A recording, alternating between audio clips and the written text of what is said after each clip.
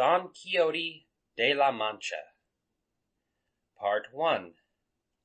An Introduction to that Spanish Gentleman, retold by Judge Perry. This masterpiece of humor was published in 1605, and is, of course, a work of fiction. It is unsurpassed as a picture of Spanish life. Millions have laughed over the adventures of that upright, unconquered, unafraid Don Quixote, the wisest of madmen. Cervantes set out to make fun of the romances of chivalry, which had become ridiculous because of their extravagance.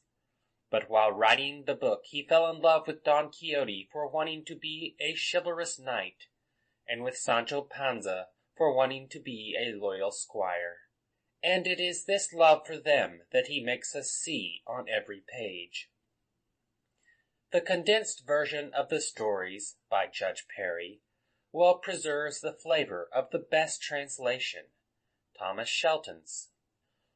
Once upon a time there lived in a certain village in a province of Spain called the Mancha, a gentleman named Quixote, or Casita, whose house was full of old lances, halberds, and other weapons. He was, besides, the owner of an ancient target or shield, a raw-boned steed, and a swift greyhound. His food consisted daily of common meats, some lentils on Friday, and perhaps a roast pigeon for Sunday's dinner. His dress was a black suit with velvet breeches, and slippers of the same color, which he kept for holidays, and a suit of homespun, which he wore on weekdays. On the purchase of these few things he spent the small rents that came to him every year. He had in his house a woman servant about 40 years old, a niece not yet 20, and a lad that served him both in field and at home, and could saddle his horse or manage a pruning hook. The master himself was about 50 years old, a strong, hard-featured man with a withered face. He was an early riser, and had once been very fond of hunting, but now for a great portion of the year he applied himself wholly to reading the old books of knighthood, and this with such keen delight that he forgot all about the pleasures of the chase, and neglected all household matters. His mania and folly grew to such a pitch that he sold many acres of his lands to buy books of the exploits and adventures of the knights of old. These he took for true and correct histories, and when his friends, the curate of the village, or Mr. Nicholas, the worthy barber of the town, came to see him, he would dispute with them as to which of the knights of romance had done the greatest deeds. So eagerly did he plunge into the reading of these books that he many times spent whole days and nights poring over them, and in the end, through little sleep and much reading, his brain became tired, and he fairly lost his wits. His fancy was filled with those things that he read, of enchantments, quarrels, battles, challenges, wounds, wooings, loves, tempests, and other impossible follies, and those romantic tales so firmly took hold of him that he believed no history to be so truthful and sincere as they were. Finally he was seized with one of the strangest whims that ever madman stumbled on in this world, for it seemed to him right and necessary that he himself should become a knight-errant, and ride through the world to seek adventures, and practice in person all that he had read about the knights of old. Therefore he resolved that he would make a name for himself by revenging the injuries of others, and courting all manner of dangers and difficulties, until in the end he should be rewarded for his valor in arms by the crown of some mighty empire. And first of all he caused certain old rusty arms that belonged to his great-grandfather, and had lain for many years neglected and forgotten in a corner of his house, to be brought out and well scoured. He fixed them up as well as he could, and then saw that they had something wanting, for instead of a proper helmet, They had only a morion or headpiece, like a steel bonnet without any visor. This his industry supplied, for he made a visor for his helmet by patching and pasting certain papers together, and this pasteboard fitted to the morion gave it all the appearance of a real helmet. Then, to make sure that it was strong enough, he out with his sword and gave it a blow or two, and with the very first blow he spoiled that which had cost him a week to make. To make things better, he placed certain iron bars within it, and feeling sure it was now sound and strong, he did not put it to a second trial. He next examined his horse, who, though he had nothing on him but skin and bone, yet he seemed to him a better steed than Bucephalus, the noble animal that carried Alexander the Great when he went to battle. He spent 4 days inventing a name for his horse, saying to himself that it was not fit that so famous a knight's horse and so good a beast should want a known name. Therefore he tried to find a name that should give both people some notion of what he had been before he was the steed of a knight-errant, and also what he now was, foreseeing that his lord and master was going to change his calling. It was only right that his horse should have a new name, famous and high-sounding, and worthy of his new position in life. And after having chosen, made up, put aside, and thrown over any number of names, as not coming up to his idea, he finally hit upon Rozinante, a name in his opinion sublime and well-sounding, expressing in a word that he had been when he was a simple carriage horse, and what was expected of him in his new dignity.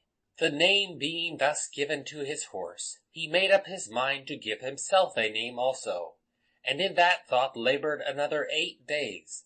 Finally he determined to call himself Don Quixote, and remembering that the great knights of olden time were not satisfied with a mere dry name, but added to it the name of their kingdom or country, so he, like a good knight, added to his own that of his province, and called himself Don Quixote of the Mancha, whereby he declared his birthplace and did honor to his country by taking it for his surname. His armor being scoured, his morion transformed into a helmet, his horse named, and himself furnished with a new name, he considered that now he wanted nothing but a lady on whom he might bestow his service and affection. For, he said to himself, remembering what he had read in the books of knightly adventures, if I should, by good hap, encounter with some giant, as knights-errant ordinarily do, and if I should overthrow him with one blow to the ground, or cut him with a stroke in 2 halves, or finally overcome and make him yield to me, it would be only right and proper that I should have some lady to whom I might present him. Then would he, entering my sweet lady's presence, say unto her with a humble and submissive voice, Madam, I am the giant Caraculiambro, lord of the island called Malandrania, whom that never too much praised knight, Don Quixote of the Mancha, hath overcome in single combat. He hath commanded me to present myself to your greatness, that it may please your highness to dispose of me according to your liking. You may believe that the heart of the knight danced for joy when he made that grand speech, and he was even more pleased when he had found out one whom he might call his lady, for they say there lived in the next village to his own a hale, buxom country girl, with whom he was sometime in love, though for the matter of that she had never known of it, or taken any notice of him whatever. She was called Adonca Lorenzo, and her he thought fittest to honor as the lady of his fancy. Then he began to search about in his mind for a name that should not vary too much from her own, but should at the same time show people that she was a princess or lady of quality. Thus it was that he called her Dulcinea of Toboso, a name sufficiently strange, romantic, and musical for the lady of so brave a knight. And now, having taken to himself both armor, horse, and lady fair, he was ready to go forth and seek adventures. End of section 61. Recording by Peter Strom, Sabetha, Kansas, on August 21st, 2018.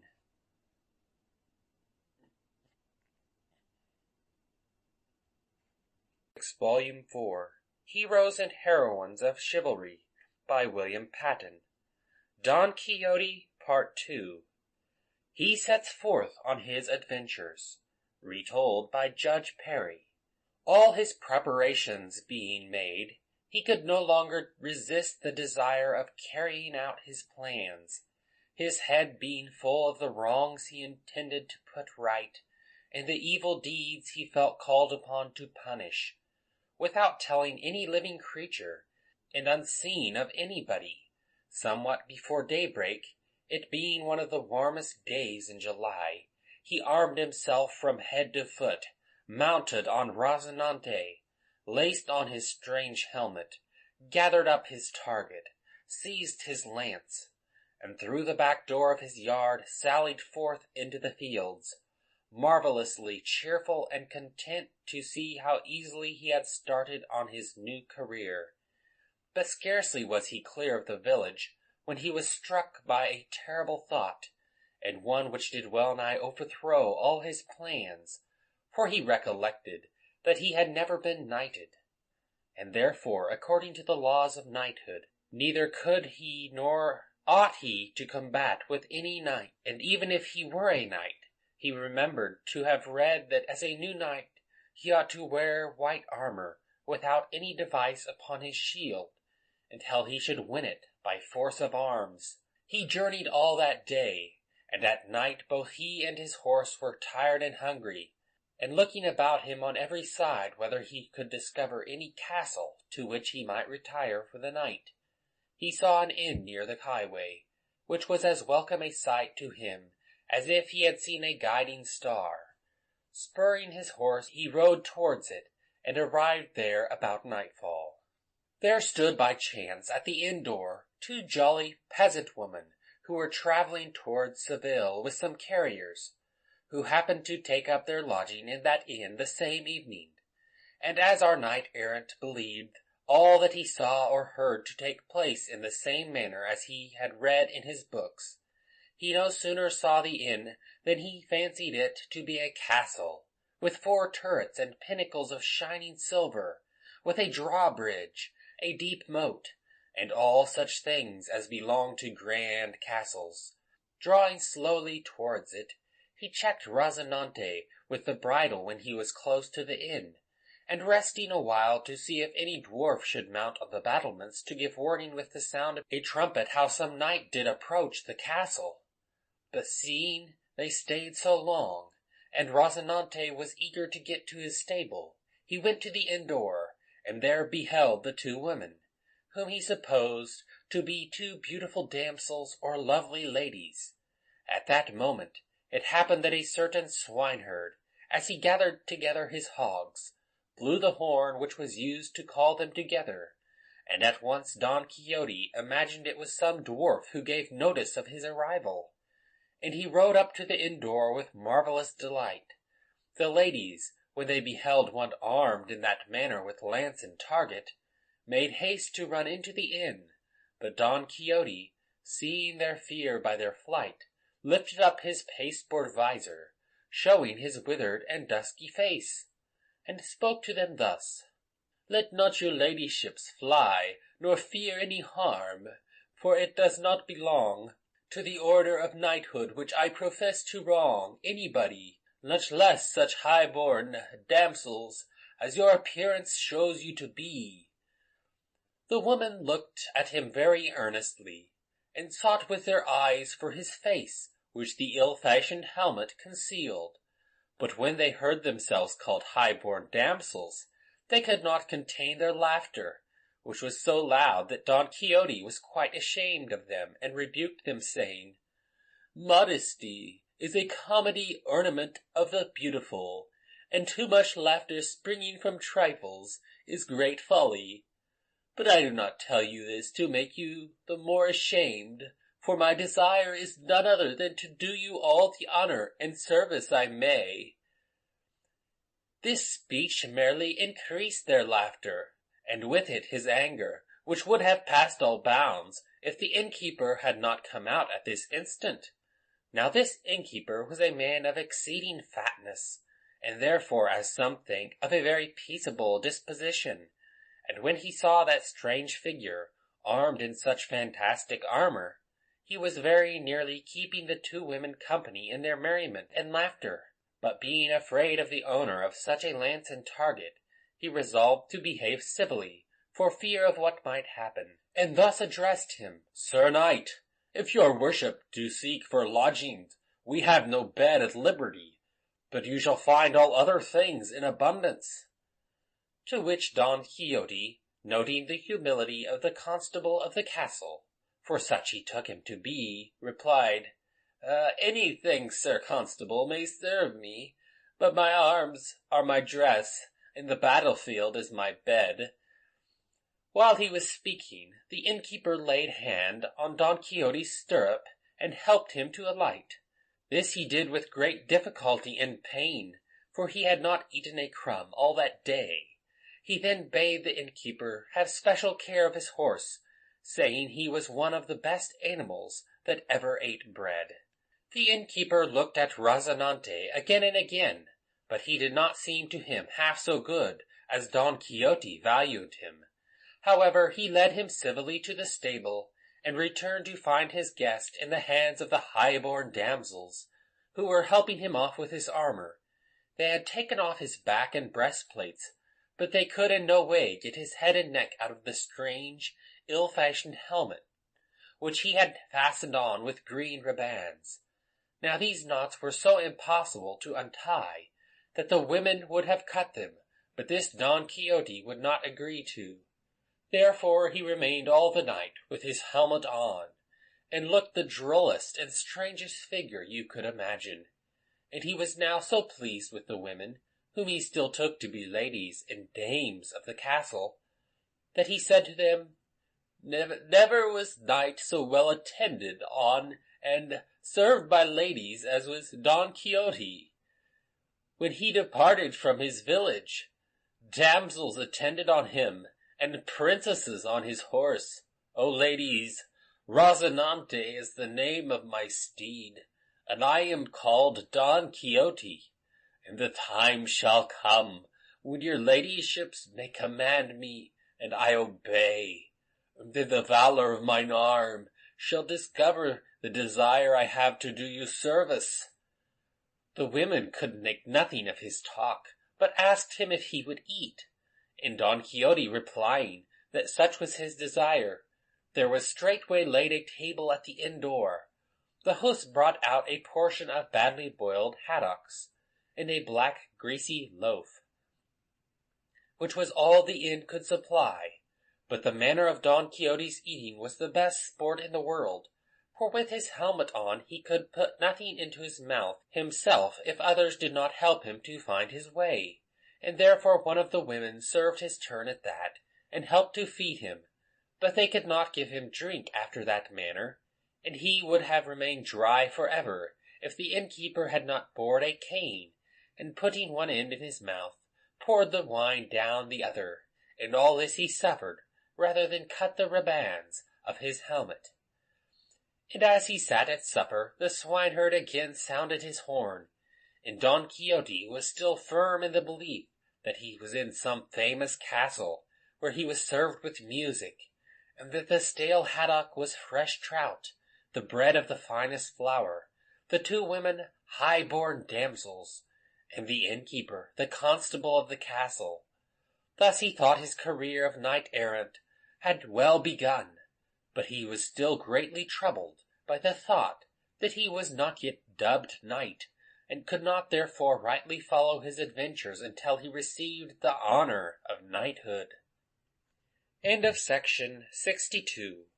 Recording by Peter Strom, Sabetha, Kansas, August 21st, 2018.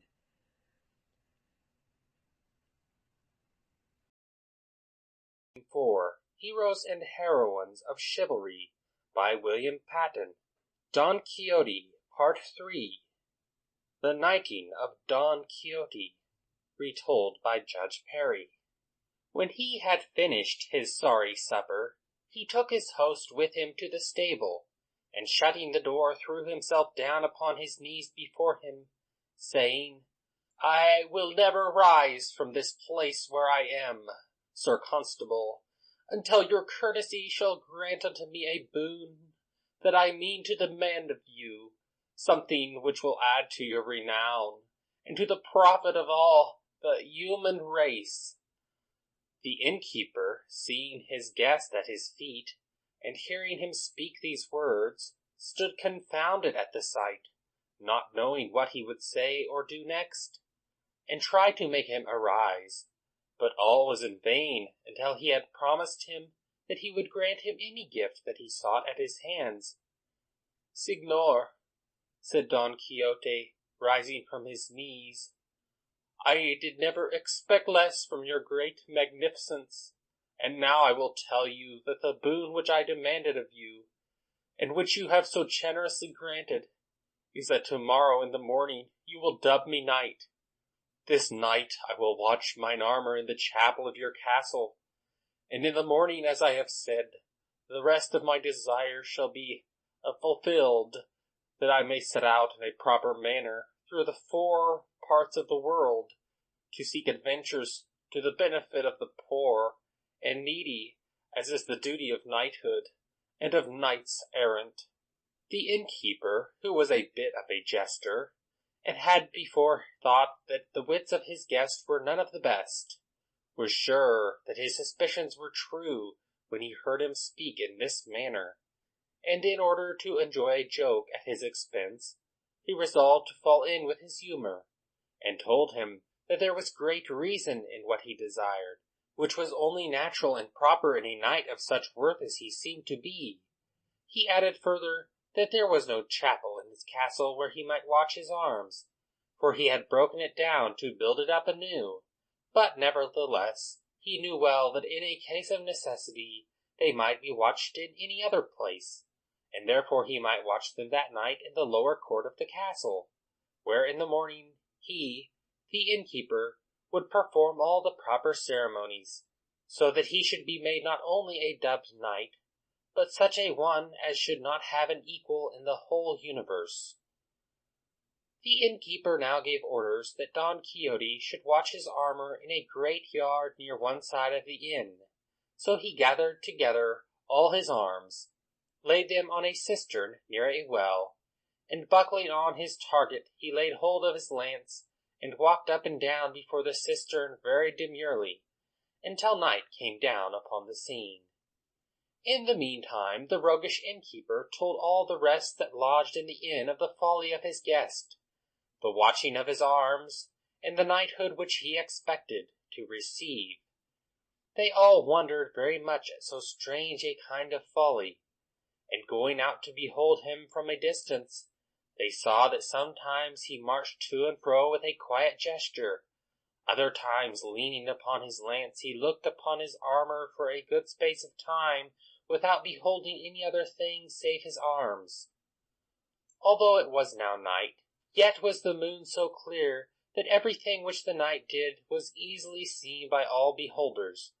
And now one of the carriers that lodged in the inn resolved to give his mules some water, and for that purpose it was necessary to move Don Quixote's armor that lay on the cistern. Seeing the carrier approach, Don Quixote called to him in a loud voice, O thou, whosoever thou art, bold knight, who dares to touch the armor of the bravest adventurer that ever girded sword, look well what thou doest, and touch them not, if thou meanest not to leave thy life in payment for thy meddling. The carrier took no notice of these words, though it were better for him if he had, but laying hold of the armor, threw it piece by piece into the middle of the yard. When Don Quixote saw this, he lifted up his eyes towards heaven, and addressing his thoughts, as it seemed, to his lady Dulcinea, he said, Assist me, dear lady, in this insult offered to thy vassal, and let not thy favor and protection fail me in this my first adventure." Uttering these and other such words, he let slip his target or shield, and lifting up his lance with both hands, he gave the carrier so round a knock on his head that it threw him to the ground, and if he had caught him a second, he would not have needed any surgeon to cure him. This done, he gathered up his armor again, and laying the pieces where they had been before, he began walking up and down near them with as much quietness as he did at first. Soon afterwards, another carrier, without knowing what had happened, for his companions still lay on the ground, came also to give his mules water, and starting to take away the armor, to get at the cistern. Don Quixote let slip again his target, and lifting his lance brought it down on the carrier's head, which he broke in several places. All the people in the inn, and amongst them the innkeeper, came running out when they heard the noise, and Don Quixote, seeing them, seized his target, and drawing his sword, cried aloud, "O lady of all beauty, now, if ever, is the time for thee to turn the eyes of thy greatness on thy captive knight, who is on the eve of so marvelous great an adventure." Saying this seemed to fill him with so great a courage, that if he had been assaulted by all the carriers in the universe, he would not have retreated one step. The companions of the wounded men, seeing their fellows in so evil a plight, began to rain stones on Don Quixote from a distance, who defended himself as well as he might with his target, and durst not leave the cistern, lest he should appear to abandon his arms. The innkeeper cried to them to let him alone, for he had already told them that he was mad. But Don Quixote cried out louder than the innkeeper, calling them all disloyal men and traitors, and that the lord of the castle was a treacherous and bad knight to allow them to use a knight-errant so basely.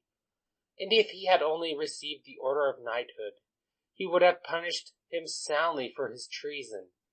Then calling to the carriers, he said, "As for you, base and rascally ruffians, you are beneath my notice. Throw at me, approach, draw near, and do me all the hurt you may, for you shall ere long receive the reward of your insolence."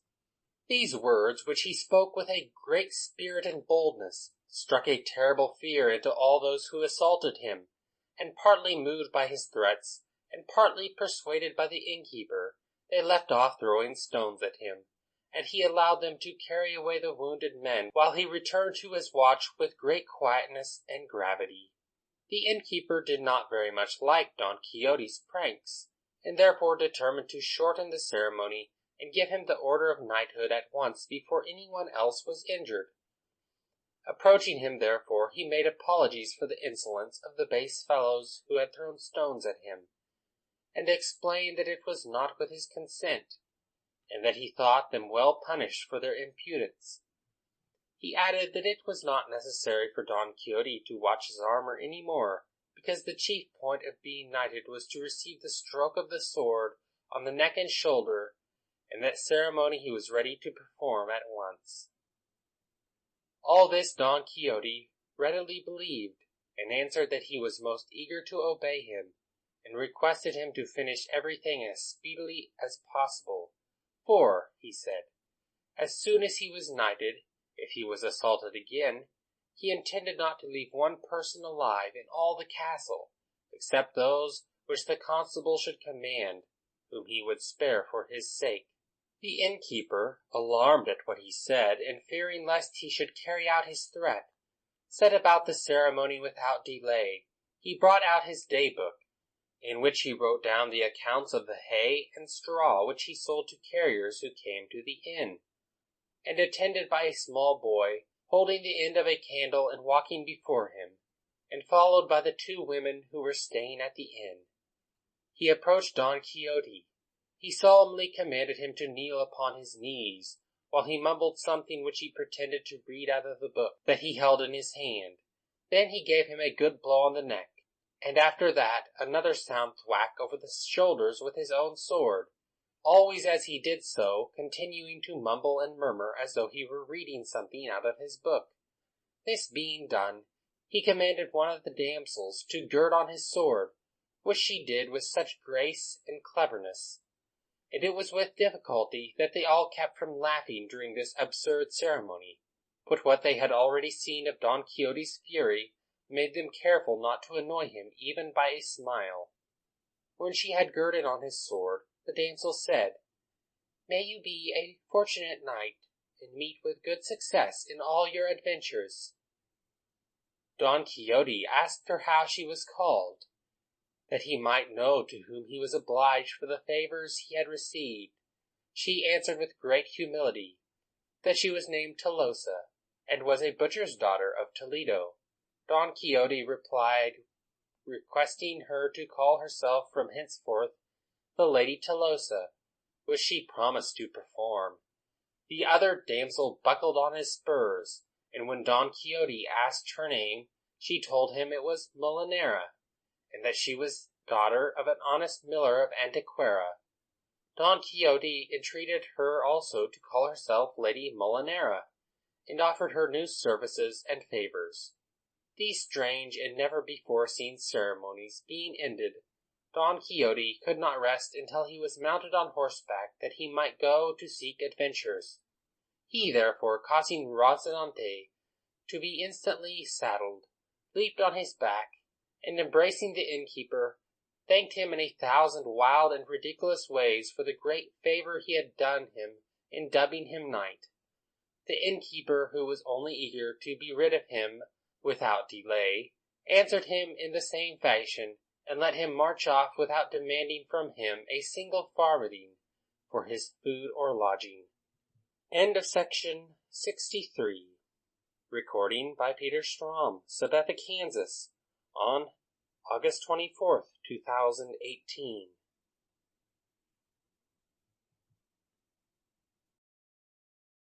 Volume 4, Heroes and Heroines of Chivalry, by William Patten. Don Quixote de la Mancha, Part 4, The Dreadful Adventure of the Windmills. Don Quixote persuaded a certain laborer, his neighbor, an honest man, but one of very shallow wit, to go away with him and serve him as squire. In the end, he gave him so many fair words and promises that the poor fellow determined to go with him. Don Quixote, among other things, told him that he ought to be very pleased to depart with him, for at some time or other an adventure might befall which should in the twinkling of an eye win him an island and leave him governor thereof. On the faith of these and other like promises, Sancho Panza, for so he was called, forsook his wife and children and took service as squire to his neighbor. Whilst they were journeying along, Sancho Panza said to his master, "I pray you have good care, Sir Knight, that you forget not that government of the island which you have promised me, for I shall be able to govern it, be it never so great." And Don Quixote replied, "Thou must understand, friend Sancho, that it was a custom very much used by the ancient knights errant, to make their squires governors of the islands and kingdoms they conquered, and I am resolved that so good a custom shall be kept up by me, and if thou livest and I live, it may well be that I might conquer a kingdom within 6 days, and crown thee king of it." "By the same token," said Sancho Panza, "if I were a king, then should Joan my wife become a queen, and my children princes?" "Who doubts of that?" said Don Quixote. "That I do," replied Sancho Panza, "for I am fully persuaded, though it rain kingdoms down upon the earth, none of them would sit well upon my wife Joan. She is not worth a farthing for a queen. She might scrape through as a countess, but I have my doubts of that." As they were talking, they caught sight of some 30 or 40 windmills on a plain. As soon as Don Quixote saw them, he said to his squire, "Fortune is guiding our affairs better than we could desire. For behold, friend Sancho, how there appear 30 or 40 monstrous giants, with whom I mean to do battle, and take all their lives. With their spoils we will begin to be rich, for this is fair war, and it is doing great service to clear away these evil fellows from off the face of the earth." "What giants?" said Sancho, amazed. "Those thou seest there," replied his master, "with the long arms." "Take care, sir," cried Sancho, "for those we see yonder are not giants, but windmills, and those things which seem to be arms are their sails, which being whirled round by the wind, make the mill go." "It is clear," answered Don Quixote, "that thou art not yet experienced in the matter of adventures. They are giants, and if thou art afraid, get thee away home, whilst I enter into cruel and unequal battle with them." So saying, he clapped spurs to Rozinante, without heeding the cries by which Sancho Panza warned him that he was going to encounter not giants but windmills, for he would neither listen to Sancho's outcries nor mark what he said, but shouted to the windmills in a loud voice, "Fly not, cowards and vile creatures, for it is only one knight that assaults you." A slight breeze having sprung up at this moment, the great sail arms began to move, on seeing which Don Quixote shouted out again, "Although thou should wield more arms than had the giant Briareus, I shall make you pay for your insolence." Saying this, and commending himself most devoutly to his lady Dulcinea, whom he desired to aid him in this peril, covering himself with his buckler, and setting his lance at rest, he charged at Rozinante's best gallop, and attacking the first mill before him, thrusting his lance through the sail, the wind turned it with such violence that it broke his weapon into shivers, carrying him and his horse after it, and having whirled them round, finally tumbled the knight a good way off, and rolled him over the plain, sorely damaged. Sancho Panza hastened to help him as fast as his ass could go, and when he came up he found the knight unable to stir. Such a shock had Rozinante given him in the fall. "Bless me," said Sancho, "did I not tell you that you should look well what you did? For they were windmills, nor could any think otherwise unless he had windmills in his brain."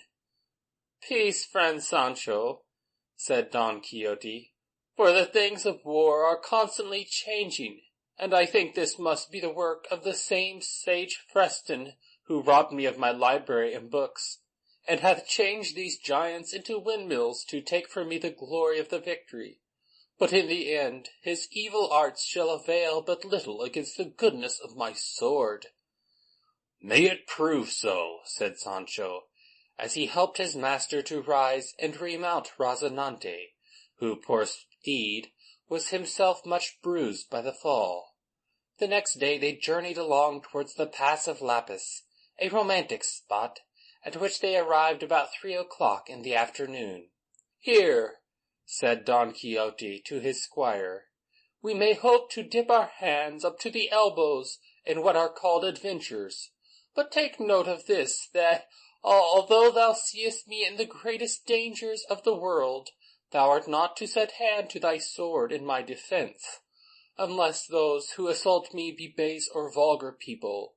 If they be knights, thou mayest not help me." "I do assure you, sir," said Sancho, "that herein thou shalt be most punctually obeyed, because I am by nature a quiet and peaceful man, and have a strong dislike to thrusting myself into quarrels." While they spake thus, 2 friars of the order of Saint Benedict, mounted on large mules, big enough to be dromedaries, appeared coming along the road. They wore travelling masks to keep the dust out of their eyes, and carried large sun umbrellas. After them came a coach with 4 or 5 a horseback travelling with it, and 2 lackeys ran hard by it. In the coach was a Biscayan lady who was going to Seville. The friars were not of her company, though all were going the same way. Scarcely had Don Quixote espied them than he exclaimed to his squire, "Either I much mistake, or this should be the most famous adventure that hath ever been seen, for those dark forms that loom yonder are doubtless enchanters who are carrying off in that coach some princess they have stolen. Therefore I must with all my power undo this wrong." "This will be worse than the adventure of the windmills," said Sancho. "Do thou not see that they are Benedictine friars, and the coach will belong to some people travelling?" "I have told thee already, Sancho," answered Don Quixote, "that thou art very ignorant in the matters of adventures. What I say is true, as thou shalt see." So saying, he spurred on his horse, and posted himself in the middle of the road along which the friars were coming. And when they were near enough to hear him, he exclaimed in a loud voice, "Monstrous, horrible crew, surrender this instant those exalted princesses whom thou art carrying away in that coach, or prepare to receive instant death as a just punishment of your wicked deeds." The friars drew rein, and stood amazed at the figure and the words of Don Quixote, to whom they replied, "Sir Knight, we are neither monstrous nor wicked, but true religious men, Benedictines, travelling about our business, and we know nothing about this coach, or about any princesses." "No soft words for me," cried Don Quixote, "for I know you well, treacherous knaves." And without waiting for their reply, he set spurs to Rozinante, and laying his lance on his thigh, charged at the first friar with such fury and rage, that if he had not leaped from his mule he would have been slain, or at least badly wounded. The second friar, seeing the way his companion was treated, made no words, but fled across the country swifter than the wind itself. Sancho Panza, on seeing the friar overthrown, dismounted very speedily off his ass, and ran over to him, and would have stripped him of his clothes, but 2 of the friar's servants came up, and asked him why he was thus despoiling their master. Sancho replied that it was his due by the law of arms, as lawful spoils gained in battle by his lord and master, Don Quixote. The lackeys, who knew nothing of battles or spoils, seeing that Don Quixote was now out of the way, speaking with those that were in the coach, set both at once upon Sancho, and threw him down, plucked every hair out of his beard, and kicked and mauled him without mercy, leaving him at last stretched on the ground, senseless and breathless. As for the friar, he mounted again, trembling and terror-stricken, all the colour having fled from his face, and spurring on his mule, he joined his companion, who was waiting for him hard by. While this was happening, Don Quixote was talking to the lady in the coach, to whom he said, "Dear lady, you may now dispose of yourself as you best please, for the pride of your robbers is laid in the dust by this my invincible arm, and that thou may not pine to learn the name of your deliverer, know that I am called Don Quixote of the Mancha, knight-errant, adventurer, and captive of the peerless and beauteous lady Dulcinea of Toboso, and in reward for the benefits you have received at my hands, I demand nothing else but that you may return to Toboso, there to present yourself in my name before my lady, and tell her what I have done to obtain your liberty." All this was listened to by a Biscayan squire who accompanied the coach. He, hearing that the coach was not to pass on, but was to return to Toboso, went up to Don Quixote, and laying hold of his lance, said to him, "Get away with thee, Sir Knight, for if thou leave not the coach, I will kill thee as sure as I am a Biscayan." "If," replied Don Quixote haughtily, "thou wert a gentleman, as thou art not, I would ere this have punished thy folly and insolence. Caitiff creature, "I no gentleman," cried the enraged Biscayan. "Throw down thy lance and draw thy sword, and thou shalt soon see that thou liest." "Thou shalt be seen presently," replied Don Quixote, and flinging his lance to the ground, he drew his sword, grasped his buckler tight, and rushed at the Biscayan. The Biscayan, seeing him come on in this manner, had nothing else to do but to draw his sword. Luckily for him he was near the coach, whence he snatched a cushion to serve him as a shield, and then they fell on one another, as if they had been mortal enemies. Those that were present tried to stop them, but the Biscayan shouted out that if he were hindered from ending the battle, he would put his lady and all who touched him to the sword. The lady, amazed and terrified, made the coachman draw aside a little, and sat watching the deadly combat from afar. The Biscayan, to begin with, dealt Don Quixote a mighty blow over the target, which, if it had not been for his armour, would have cleft him to the waist. Don Quixote, feeling the weight of this tremendous blow which had destroyed his visor and carried away part of his ear, cried out aloud, "O Dulcinea, lady of my soul, flower of all beauty, help thy knight who finds himself in this great danger." To say this, to raise his sword, to cover himself with his buckler, and to rush upon the Biscayan was the work of a moment. With his head full of rage, he now raised himself in his stirrups, and gripping his sword more firmly in his two hands, struck at the Biscayan with such violence that he caught him a terrible blow on the cushion, knocking this shield against his head with tremendous violence. It was as though a mountain had fallen on the Biscayan and crushed him, and the blood spouted from his nose and mouth and ears. He would have fallen straightway from his mule if he had not clasped her round the neck. But he lost his stirrups, then let go his arms, and the mule, frightened at the blow, began to gallop across the fields, so that after 2 or 3 plunges it threw him to the ground. Don Quixote leaped off his horse, ran towards him, and setting the point of his sword between his eyes, bade him yield, or he would cut off his head. The lady of the coach now came forward in great grief, and begged the favour of her squire's life.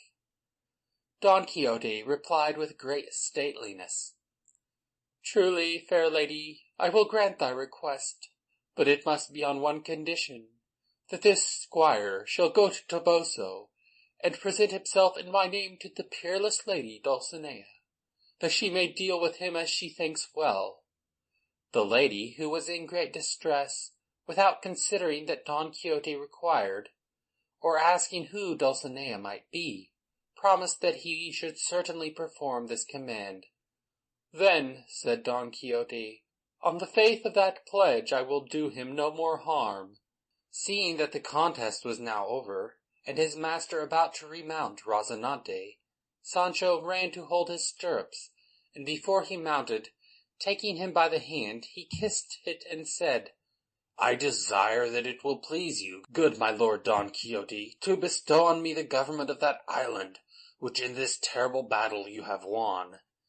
To which Don Quixote replied, "Brother Sancho, these are not the adventures of the islands, but of crossroads, where nothing is gained but a broken pate or the loss of an ear. Have patience a while, for the adventures will come whereby I can make thee not only a governor, but something higher." Sancho thanked him heartily, and kissed his hand again, and the hem of his mailed shirt. Then he helped him to get on Rozinante, and leaped upon his ass to follow him. And Don Quixote, without another word to the people of the coach, rode away at a swift pace, and turned into a wood that was hard by, leaving Sancho to follow him as fast as his beast could trot. End of section 64. Recording by Peter Strom, Sabetha, Kansas, on August 27th, 2018.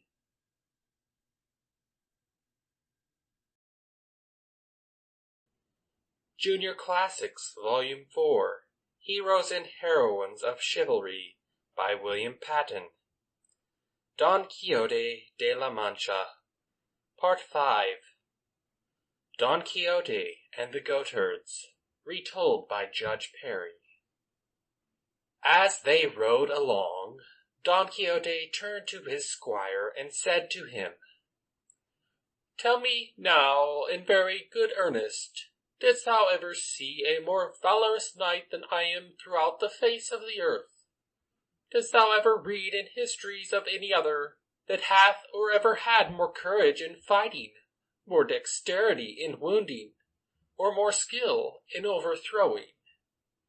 "The truth is," replied Sancho, "that I have never read any history whatever, for I can neither read nor write. But what I dare wager is, that I never in my life served a bolder master than you are, and I only trust that all this boldness does not land us within the four walls of the jail."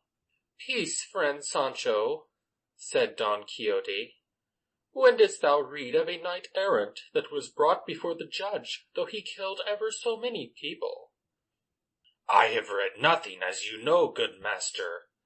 But a truce to all this. Let me attend to your wound, for you are losing a good deal of blood in that ear, and I have got some lint and a little white ointment in my wallet." "That," said Don Quixote, "would have been unnecessary if I had remembered to make a bottleful of the balsam of Fierabras, for with only one drop of it both time and medicines are saved." "What balsam is that, then?" asked Sancho Panza. "It is a balsam, the receipt of which I have in my memory, and whoever possesses it need not fear death nor think to perish by any wound. Therefore, after I have made it and given it unto thee, thou hast nothing else to do, but when thou shalt see that in any battle I be cloven in twain, then deftly to take up the portion of the body which is fallen to the ground, and put it up again on the half which remains in the saddle, taking great care to fix it exactly in the right place.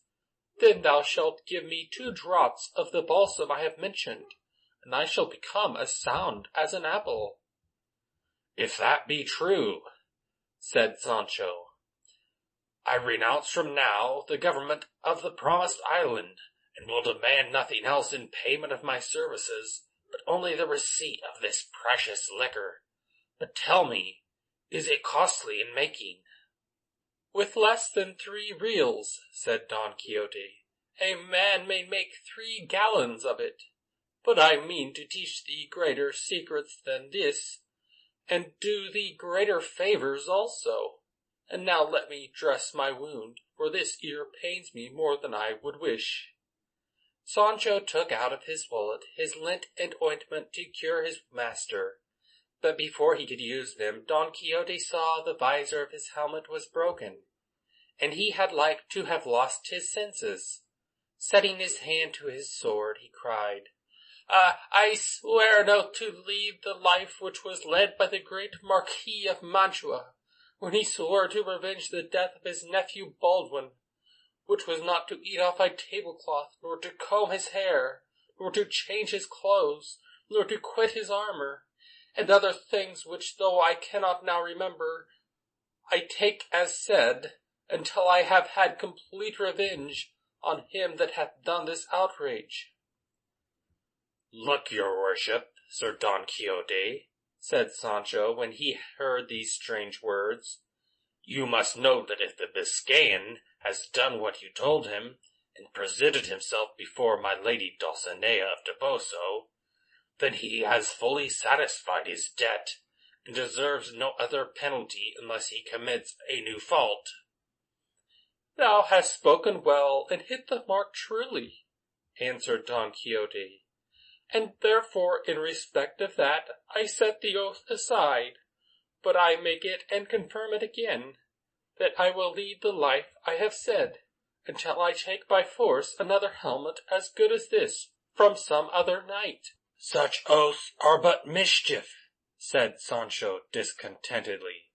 "For tell me now, if by chance we do not come across a man armed with a helmet, what are we to do? Do not consider that armed men travel not these roads, but only carriers and waggoners, who not only wear no helmets, but never heard them named all the days of their life."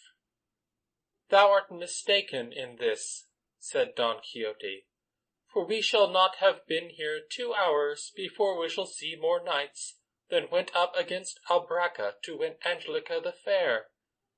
So be it, said Sancho, and may all turn out well for us, that the time may come for winning of that island which is costing me so dear. Have no fear for thine island, Sancho Panza, said Don Quixote, and now look if thou hast aught to eat in thy wallet, for soon we should go in search of some castle where we may lodge the night, and make the balsam of which I have spoken, for in truth this ear of mine pains me greatly. I have got here an onion, and a bit of cheese, and a few crusts of bread, but such coarse food is not fit for so valiant a knight as your worship. How little dost thou understand the matter, replied Don Quixote, for it is an honour to knights errant not to eat more than once a month, and if by chance they should eat, to eat only of that which is next at hand. And all this thou mightest have known hadst thou read as many books as I have done, for though I studied many, yet did I never find that knights errant did ever eat, but by mere chance, or at some costly banquets that were made for them, and the remainder of their days they lived on herbs and roots. Therefore, friend Sancho, let not that trouble thee which is my pleasure, for to a knight errant that which comes is good. Pardon me, sir, said Sancho, for since I can neither read nor write, as I have already told you, I have not fallen in rightly with the laws of knighthood. But from henceforth my wallet shall be furnished with all sorts of dried fruits for your worship, because you are a knight, and for myself, seeing I am none, I will provide fowls and other things which are better eating. So saying, he pulled out what he had, and the two fell to dinner in good peace and company. But being desirous to look out for a lodging for that night, they cut short their meagre and sorry meal, mounted at once a horseback, and made haste to find out some dwelling before night did fall. But the sun and their hopes did fail them at the same time, they being then near the cabins of some goatherds. Therefore they determined to pass the night there. And though Sancho's grief was great to lie out of a village, yet Don Quixote was more joyful than ever, for he thought that as often as he slept under the open heaven, so often did he perform an act worthy of a true knight-errant. They were welcomed by the goatherds very cordially, and Sancho, having put up Rozinante and his ass the best way he could, made his way towards the smell given out by certain pieces of goat's flesh which were boiling in a pot on the fire. And though he longed that very instant to see if they were ready, he did not do so, for he saw the goatherds were themselves taking them off the fire and spreading some sheepskins on the ground, and were laying their rustic table as quickly as might be. Then with many expressions of goodwill they invited the two to share of what they had. Those who belonged to the fold, being 6 in number, sat round on the skins, having first, with rough compliments, asked Don Quixote to seat himself upon a trough, which they placed for him turned upside down. Don Quixote sat down, but Sancho remained on foot to serve him with the cup which was made of horn. Seeing him standing, his master said, "That thou mayest see, Sancho, the good which is in knight-errantry, and how fair a chance they have who exercise it to arrive at honour and position in the world, I desire that here by my side, and in company of these good people, thou dost seat thyself, and be one and the same with me that am thy master and natural lord, that thou dost eat in my dish, and drink in the same cup wherein I drink. For the same may be said of knight-errantry, as is said of love, that it makes all things equal." "Thanks for your favour," replied Sancho, "but I may tell your worship that provided I have plenty to eat, I can eat it as well and better standing and by myself than if I were seated on a level with an emperor.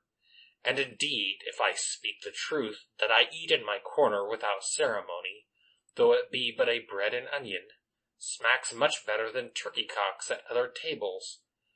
where I must chaw my meat leisurely, drink but little, wipe my hands often, nor do other things that solitude and liberty allow." "For all that," said Don Quixote, "here shalt thou sit, for the humble shall be exalted." And taking him by the arm, he forced his squire to sit down near himself. The goatherds did not understand the gibberish of squires and knights errants, and did nothing but eat, hold their peace, and stare at their guests, who with great relish were gorging themselves with pieces as big as their fists. The course of flesh being over, the goatherds spread on the skins a great number of parched acorns, and half a cheese, harder than if it had been made of mortar. The horn in the meantime was not idle, but came full from the wineskins, and returned empty, as though it had been a bucket sent to the well. After Don Quixote had satisfied his appetite, he took up a fistful of acorns, and beholding them earnestly, began in this manner: "Happy time and fortunate ages were those which our ancestors called golden, not because gold, so much prized in this our iron age, was gotten in that happy time without any labor, but because those who lived in that time knew not these two words, thine and mine.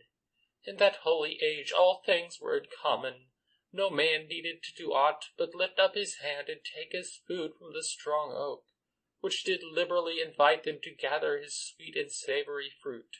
The clear fountains and running rivers did offer them transparent water and magnificent abundance, and in hollow trees did careful bees erect their commonwealth, offering to every hand without interest the fertile crop of their sweet labors.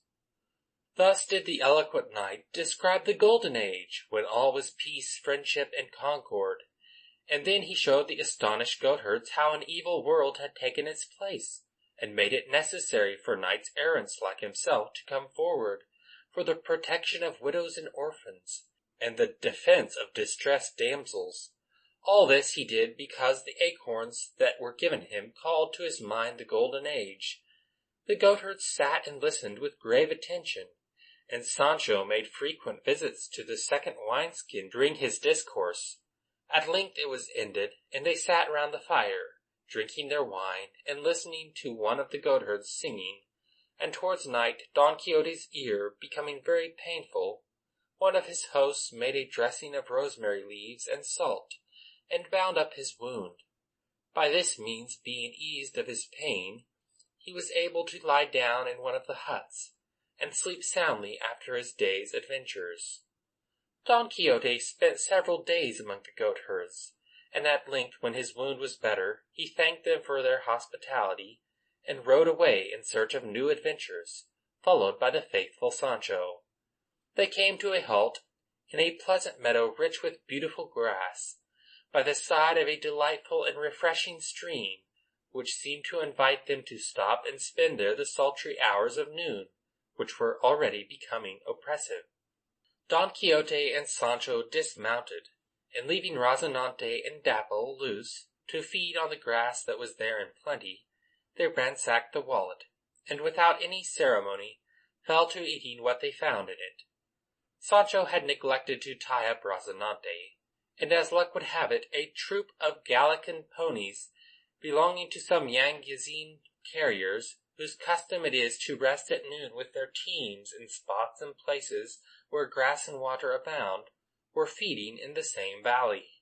It must be believed that Rozinante supposed that the grass the ponies were feeding on was better than his own, but be that as it may, he started off at a little swift trot to feed among them.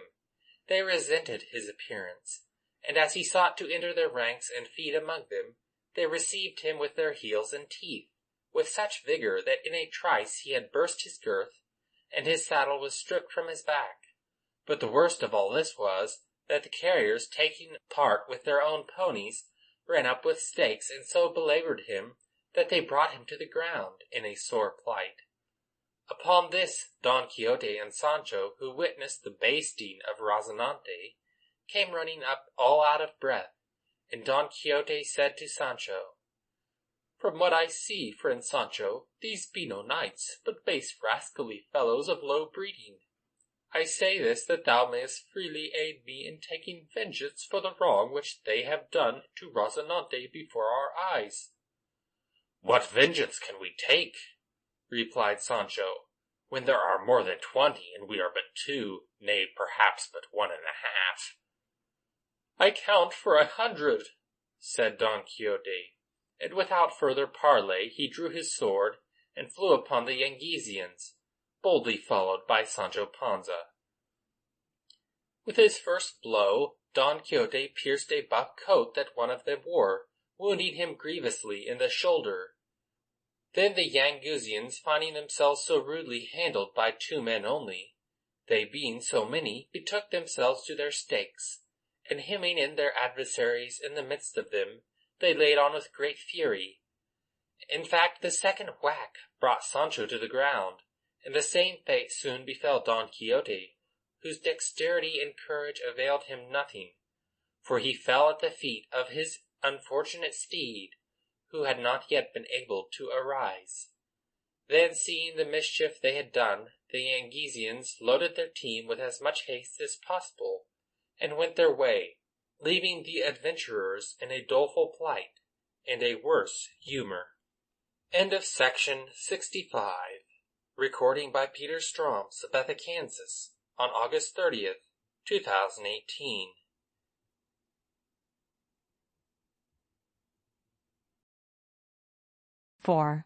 Heroes and Heroines of Chivalry by William Patten. Don Quixote de la Mancha, Part 6. How Don Quixote arrived at an inn which he imagined to be a castle. Retold by Judge Perry.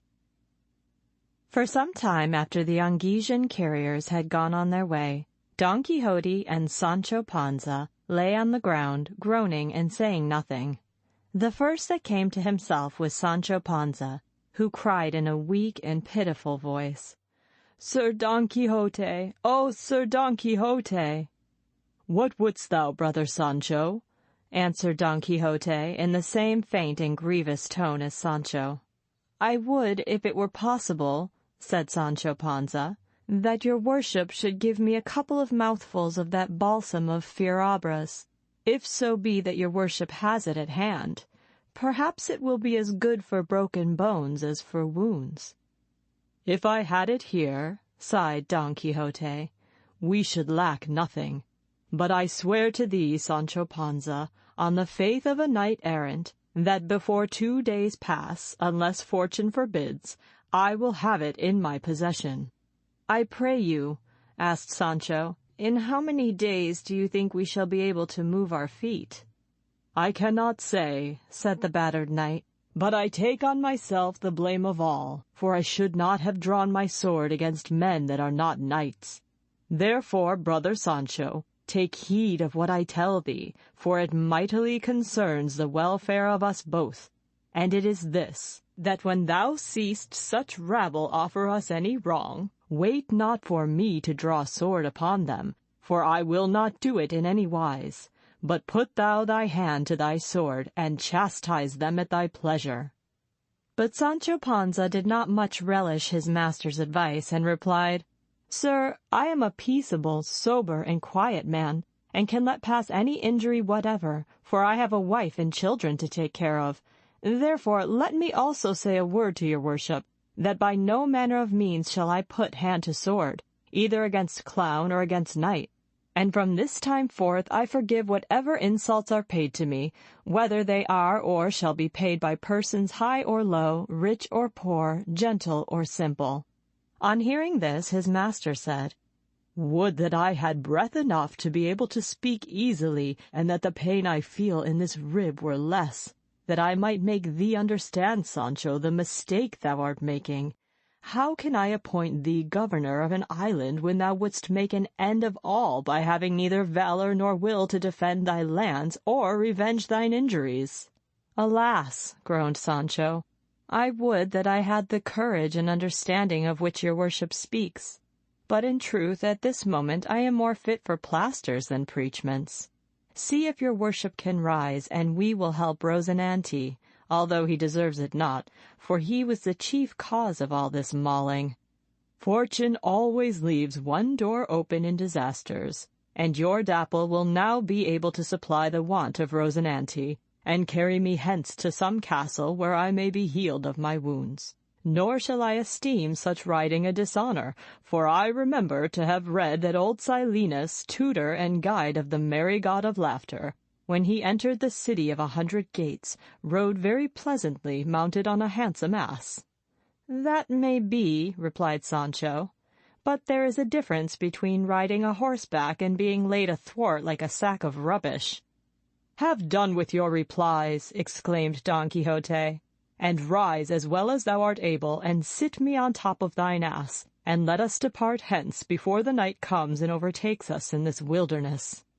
Then Sancho, with 30 groans and 60 sighs, and 120 curses, lifted up Rosinante, who, if he had had a tongue, would have complained louder than Sancho himself, and after much trouble set Don Quixote on the ass.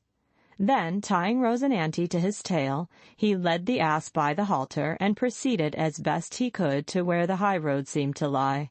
And fortune, which had guided their affairs from good to better, led him on to a road on which he spied an inn, which to his annoyance and Don Quixote's joy must needs be a castle.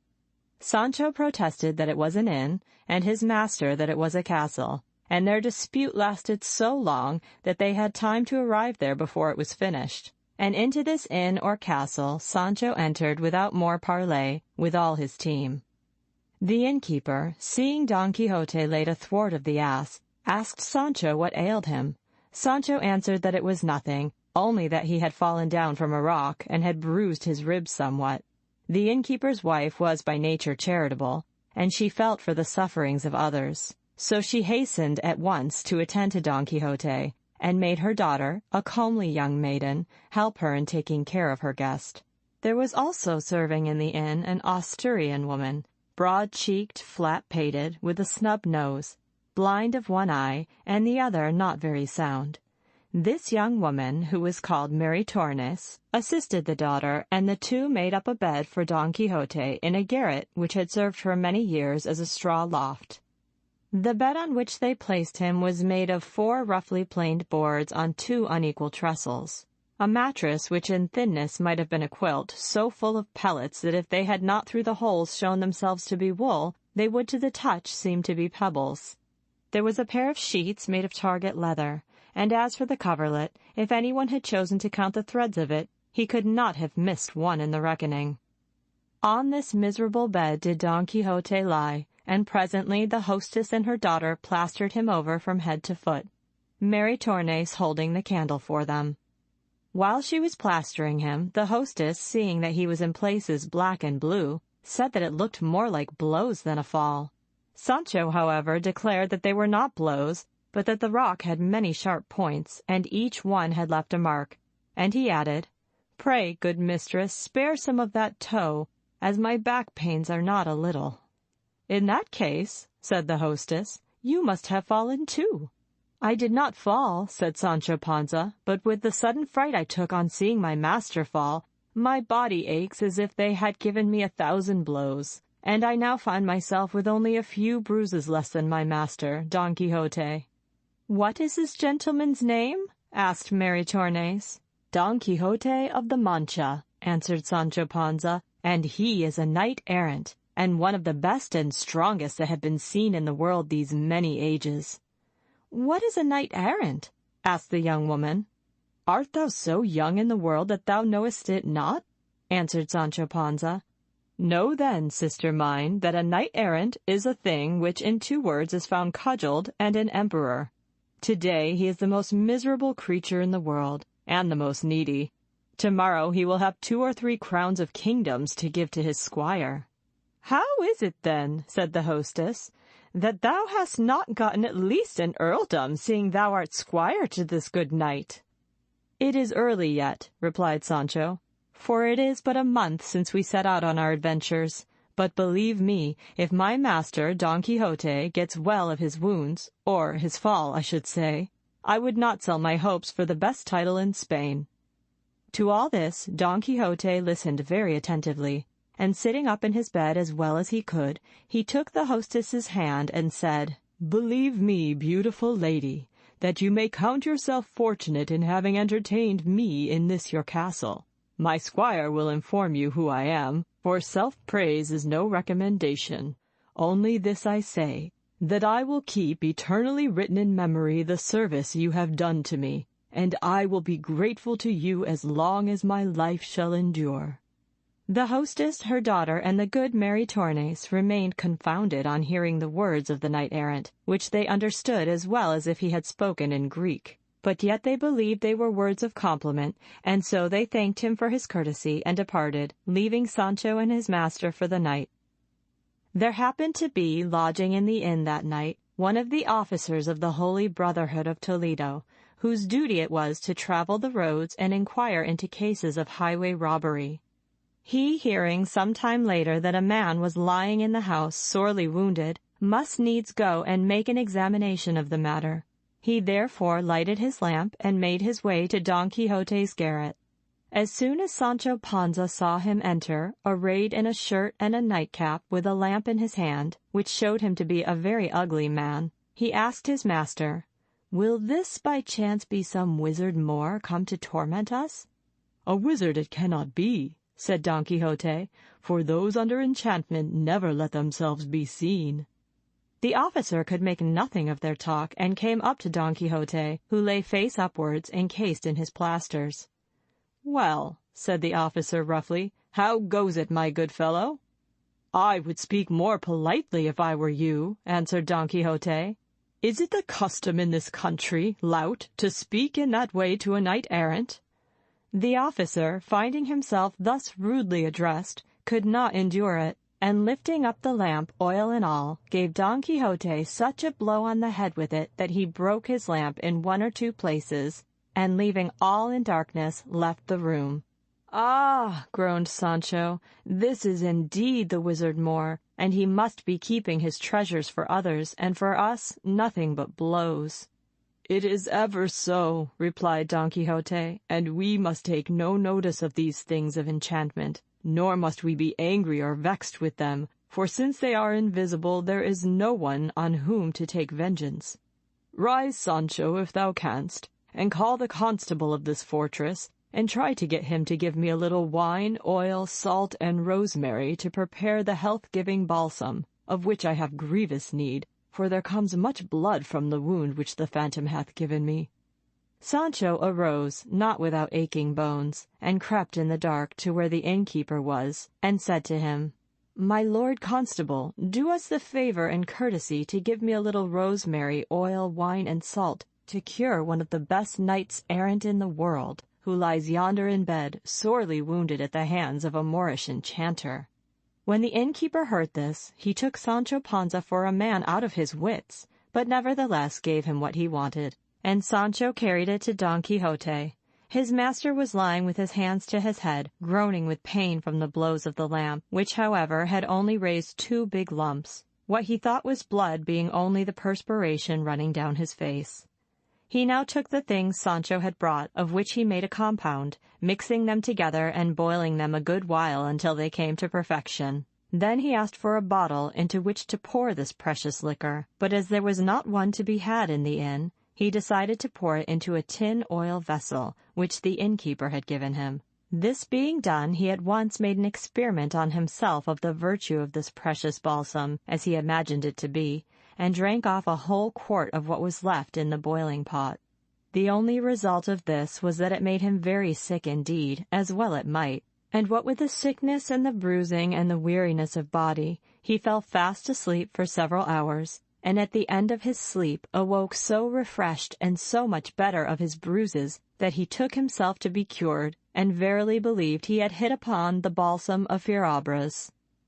Sancho Panza, to whom his master's recovery seemed little short of a miracle, begged that he might have what was left in the boiling pot, which was no small quantity.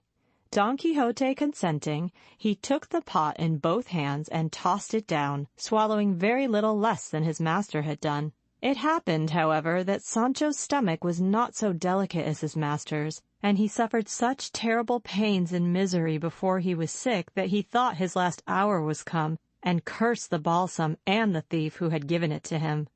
Don Quixote, seeing him in this bad way, said, "I believe, Sancho, that all this evil befalleth thee because thou art not dubbed knight, for I am persuaded that this balsam may not benefit any one that is not."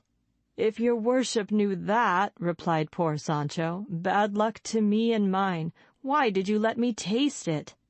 Before Don Quixote could reply to this, Sancho became so terribly sick that he could only lie groaning and moaning for 2 hours, at the end of which he felt so shaken and shattered that he could scarcely stand, and sadly wished that he had never become squire to a knight-errant.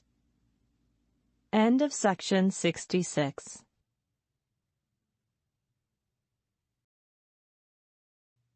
Junior Classics, Volume 4, Heroes and Heroines of Chivalry by William Patten.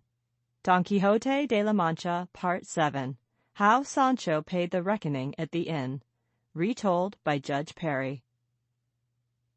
Now, while Sancho Panza lay groaning in his bed, Don Quixote, who, as we have said, felt somewhat eased and cured, made up his mind to set off in search of new adventures. And full of this desire, he himself saddled Rosinante, and put the pack-saddle on his squire's beast, and helped Sancho to dress and to mount his ass.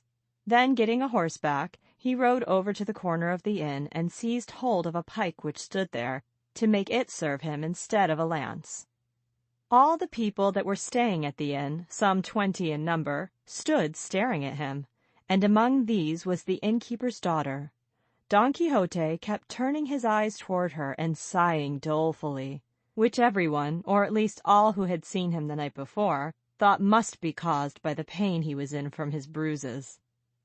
When they were both mounted and standing by the inn gate, he called to the innkeeper and said in a grave voice, "Many and great are the favors, Sir Constable, which I have received in this your castle, and I shall remain deeply grateful for them all the days of my life. If I am able to repay you by avenging you on some proud miscreant that hath done you any wrong, know that it is my office to help the weak, to revenge the wrong, and to punish traitors. Ransack your memory, and if you find anything of this sort for me to do, you have but to utter it, and I promise you, by the order of knighthood which I have received, to procure you satisfaction to your heart's content." "Sir Knight," replied the innkeeper with equal gravity, "I have no need that your worship should avenge me any wrong, for I know how to take what revenge I think good when an injury is done. All I want is that your worship should pay me the score you have run up this night in mine inn, both for the straw and barley of your 2 beasts, and your suppers, and your beds." "This, then, is an inn?" exclaimed Don Quixote. "Ay, that it is, and a very respectable one, too," replied the innkeeper. "All this time, then, I have been deceived," said Don Quixote, "for in truth I thought it was a castle, and no mean one. But since it is indeed an inn and no castle, all that can be done now is to ask you to forgive me any payment, for I cannot break the laws of knights-errant, of whom I know for certain that they never paid for lodging or anything else in the inns where they stayed. For the good entertainment that is given them is their due reward for the sufferings they endure, seeking adventures both day and night, winter and summer, afoot and a horseback, in thirst and hunger, in heat and cold, being exposed to all the storms of heaven and the hardships of earth." "All that is no business of mine," retorted the innkeeper. "Pay me what you owe me, and keep your tales of knights-errant for those who want them.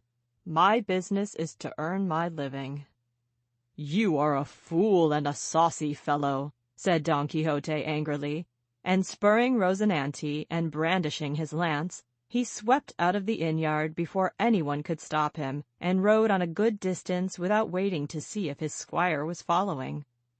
The innkeeper, when he saw him go without paying, ran up to get his due from Sancho Panza, who also refused to pay, and said to him, "Sir, seeing I am squire to a knight-errant, the same rule and reason for not paying at inns and taverns holds as good for me as for my master." The innkeeper grew angry at these words, and threatened that if he did not pay speedily, he would get it from him in a way he would not like. Sancho replied that by the order of knighthood which his lord and master had received, he would not pay a penny, though it cost him his life. But his bad fortune so managed it that there happened to be at the inn at this time 4 woolcombers of Segovia, and 3 needlemakers of Cordova, and 2 neighbors from Seville, all merry fellows, very mischievous and playsome. And as if they were all moved with one idea, they came up to Sancho, and pulling him down off his ass, one of them ran in for the innkeeper's blanket, and they flung him into it. But looking up and seeing that the ceiling was somewhat lower than they needed for their business, they determined to go out into the yard, which had no roof but the sky. And there, placing Sancho in the middle of the blanket, they began to toss him aloft and to make sport with him by throwing him up and down.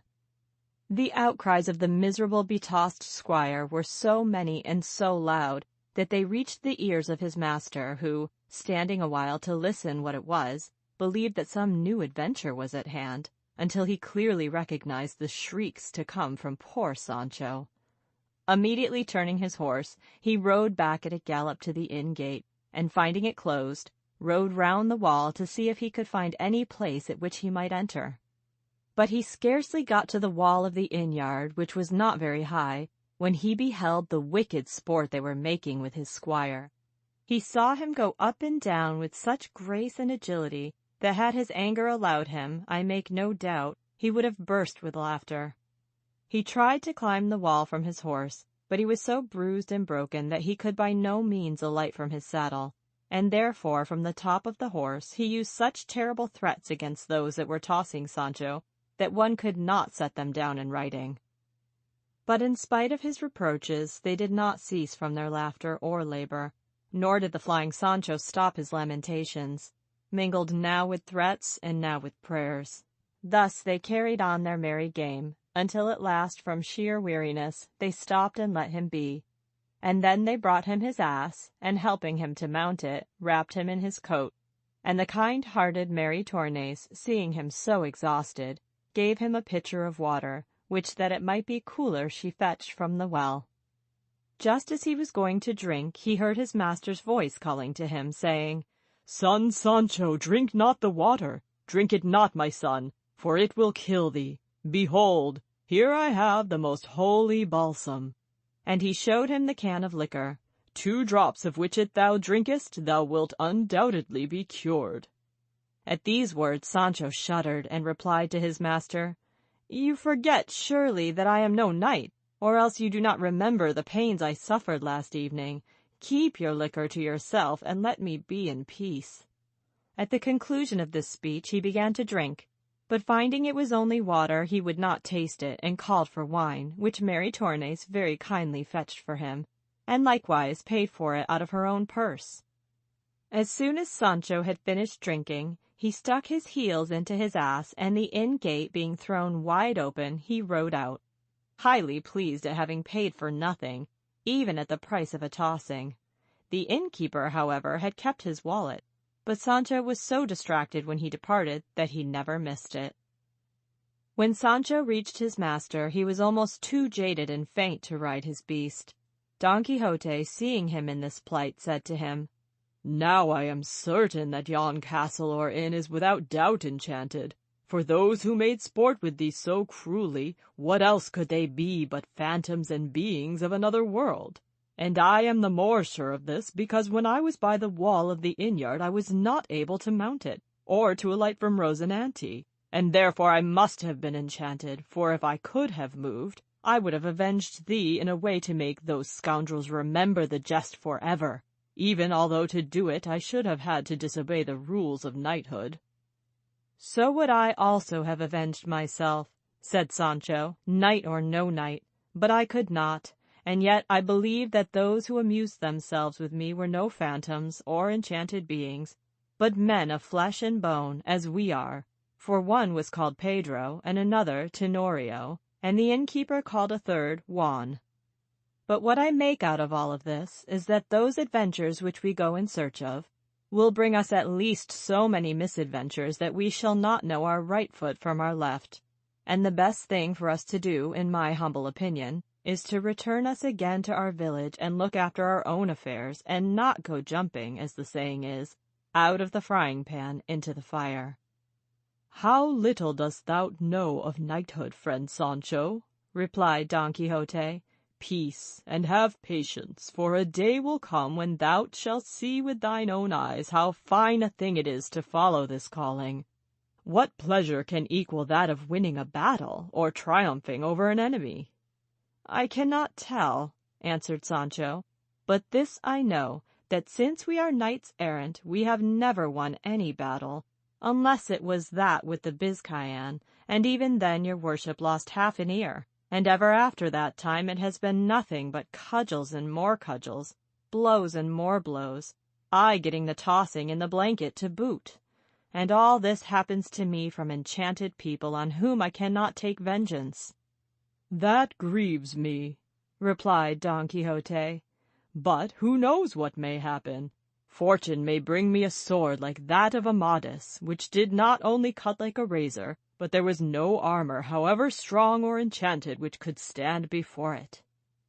"It will be like my luck," said Sancho, "that when your worship finds such a sword it will, like the balsam, be of use only to those who are knights, whilst poor squires will still have to sup sorrow." "Fear not that, Sancho," replied his master, and he rode ahead, his mind full of adventures, followed at a little distance by his unhappy squire. End of section 67.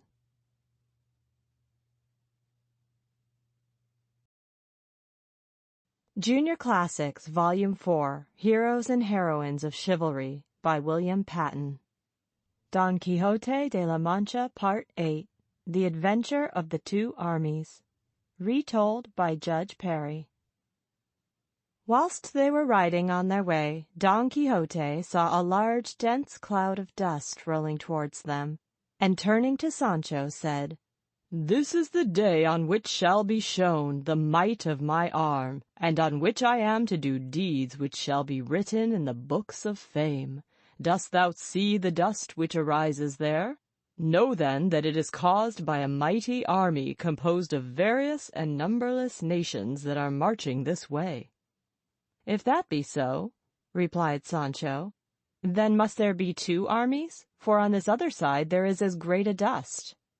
Don Quixote turned round to behold it, and seeing that it was so, he was marvellous glad, for he imagined that there were indeed two armies coming to fight each other in the midst of that spacious plain. For at every hour and moment his fancy was full of battles, enchantments, and adventures such as are related in the books of knighthood, and all his thoughts and wishes were turned towards such things. As for the clouds he had seen, they were raised by two large flocks of sheep which were being driven along the same road from two opposite sides, and these, by reason of the dust, could not be seen until they came near. Don Quixote was so much in earnest when he called them armies that Sancho at once believed it, asking, "What then shall we do, good master?" "What?" cried Don Quixote. "Why, favor and help those who are in distress and need. Thou must know, Sancho, that this which comes on our front is led by the mighty Emperor Alifanfaron, lord of the great island of Trapobana. This other, which is marching at our back, is the army of his foe, the king of the Garamantes, Pentapolin of the naked arm, for he always goes into battle with his right arm bare." "But why do these two princes hate each other so much?" asked Sancho. "They are enemies," replied Don Quixote, "because Alifanfaron is a furious pagan and is deeply in love with Pentapolin's daughter, who is a beautiful and gracious princess and a Christian. Her father refuses to give her to the pagan king until he abandons Mahomet's false religion and becomes a convert to his own." "By my beard," said Sancho, "Pentapolin does right well, and I will help him all I can." "Then thou wilt but do thy duty," said Don Quixote, "for it is not necessary to be a dubbed knight to engage in battles such as these." "Right," replied Sancho, "but where shall we stow this ass, that we may be sure of finding him after the fight is over? For I think it is not the custom to enter into battle mounted on such a beast." "That is true," said Don Quixote, "but thou mayest safely leave it to chance whether he be lost or found, for after this battle we shall have so many horses that even Rosinante runs a risk of being changed for another. And now let us withdraw to that hillock yonder, that we may get a better view of both those great armies." They did so, and standing on the top of a hill, gazed at the two great clouds of dust which the imagination of Don Quixote had turned into armies.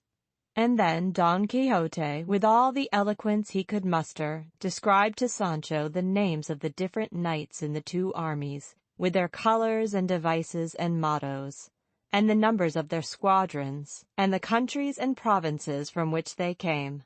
But though Sancho stood and listened in wonder, he could see nothing as yet of knights or armies, and at last he cried out, "Where are all these grand knights, my good master? For myself I can see none of them, but perhaps it is all enchantment, as so many things have been." "How? Sayest thou so?" said Don Quixote. "Dost thou not hear the horses neigh and the trumpets sound and the noise of the drums?" "I hear nothing else," said Sancho, "but the great bleating of sheep." And so it was, indeed, for by this time the two flocks were approaching very near to them. "The fear thou art in," said Don Quixote, "permits thee neither to see nor hear aright, for one of the effects of fear is to disturb the senses and make things seem different from what they are. If thou art afraid, stand to one side and leave me to myself, for I alone can give the victory to the side which I assist." So saying, he clapped spurs to Rosinante, and setting his lance in rest, rode down the hillside like a thunderbolt. Sancho shouted after him as loud as he could, "Return, good Sir Don Quixote, return! For verily all those you go to charge are but sheep and muttons. Return, I say. Alas, that ever I was born! What madness is this? Look, there are neither knights, nor arms, nor shields, nor soldiers, nor emperors, but only sheep. What is it you do, wretch that I am?" For all this, Don Quixote did not turn back, but rode on, shouting in a loud voice, "So ho, knights, ye that serve and fight under the banner of Pentapolin of the naked arm, follow me, all of you. Ye shall see how easily I will revenge him on his enemy, alle Fanfaron of Trapobana."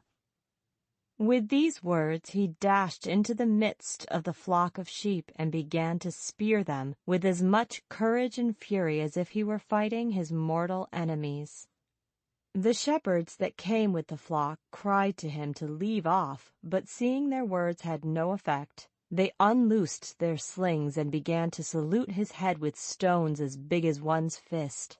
But Don Quixote made no account of their stones, and galloping to and fro everywhere cried out, "Where art thou, proud alle Fanfaron? Where art thou? Come to me, for I am but one knight alone, who desires to prove my strength with thee man to man, and make thee yield thy life for the wrong thou hast done to the valorous Pentapolin." At that instant a stone gave him such a blow that it buried two of his ribs in his body. Finding himself so ill-treated, he thought for certain that he was killed or sorely wounded, and recollecting his balsam, he drew out his oil-pot and set it to his mouth to drink. But before he could take as much as he wanted, another stone struck him full on the hand, broke the oil-pot into pieces, and carried away with it 3 or 4 teeth out of his mouth, and sorely crushed 2 fingers of his hand. So badly was he wounded by these 2 blows that he now fell off his horse onto the ground. The shepherds ran up, and believing that they had killed him, they collected their flocks in great haste, and carrying away their dead muttons, of which there were 7, they went away without caring to inquire into things any further. Sancho was all this time standing on the hill looking at the mad pranks his master was performing, and tearing his beard and cursing the hour when they had first met. Seeing, however, that he was fallen on the ground, and the shepherds had gone away, he came down the hill and went up to his master and found him in a very bad way, although not quite insensible. "Did I not tell you, Sir Don Quixote," said Sancho mournfully, "did I not tell you to come back? For those you went to attack were not armies but sheep." "That thief of an enchanter, my enemy, can alter things and make men vanish away as he pleases. Know, Sancho, that it is very easy for those kind of men to make us seem what they please, and this malicious being who persecutes me, envious of the glory that I was to reap from this battle, hath changed the squadrons of the foe into flocks of sheep. If thou dost not believe me, Sancho, get on thine ass and follow them fair and softly, and thou shalt see that when they have gone a little way off, they will return to their original shapes, and ceasing to be sheep, become men as right and straight as I painted them to you at first." At this moment the balsam that the Don Quixote had swallowed began to make him very sick, and Sancho Panza ran off to search in his wallet for something that might cure him. But when he found that his wallet was not upon his ass, and remembered for the first time that it was left at the inn, he was on the point of losing his wits. He cursed himself anew and resolved in his heart to leave his master and return to his house, even though he should lose his wages and the government of the promised island. Don Quixote had now risen, and with his left hand to his mouth, that the rest of his teeth might not fall out, with the other he took Rosinante by the bridle, and went up to where his squire stood leaning against his ass with his head in his hands, looking the picture of misery.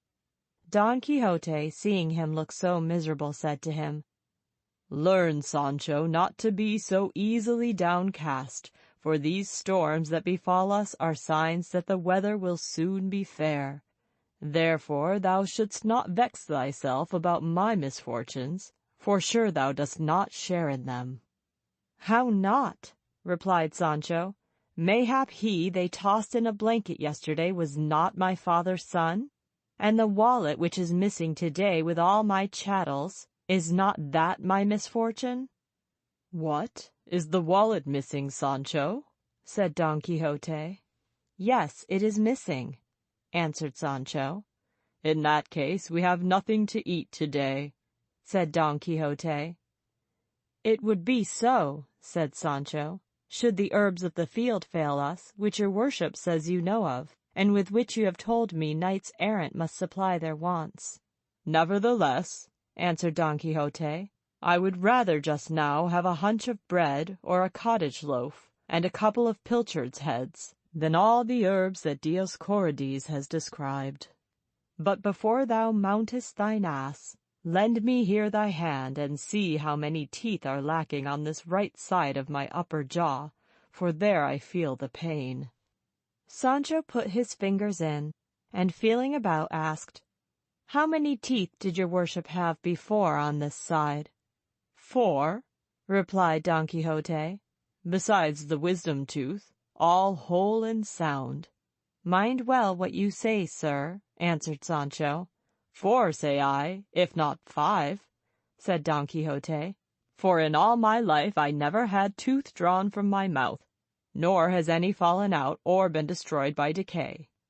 "Well then, in this lower part," said Sancho, "your worship has but 2 teeth and a half, and in the upper neither a half nor any, for all is as smooth as the palm of my hand."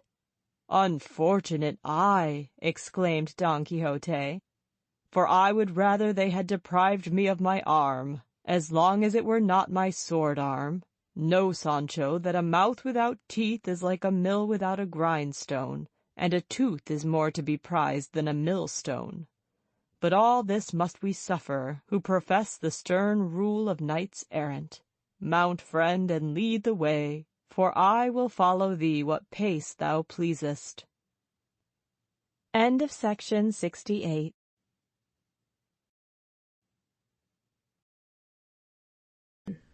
Don Quixote de la Mancha, Part 9. Don Quixote does penance as did the knights of old. Don Quixote mounted once again on Rozinante, and commanded Sancho to follow him. Dapple, the ass, had been stolen from them one night while they slept, and Sancho was now obliged to walk. They travelled slowly through the thickest and roughest part of the mountains. "What is it that your worship intends to do in this out-of-the-way spot?" asked Sancho. "I will keep you no longer in the dark," replied Don Quixote. "You must know that Amadis of Gaul was the most perfect of all knights errant, and as he was the morning star and the sun of all valiant knights, so am I wise in imitating all he did. And I remember that when his lady Oriana disdained his love, he showed his wisdom, virtue, and manhood by changing his name to Beltenebros, and retiring to a wild country, there to perform a penance. And as I may more easily imitate him in this than in slaying giants, beheading serpents, killing monsters, destroying armies, and putting navies to flight, and because this mountain seems fit for the purpose, I intend myself to do penance here."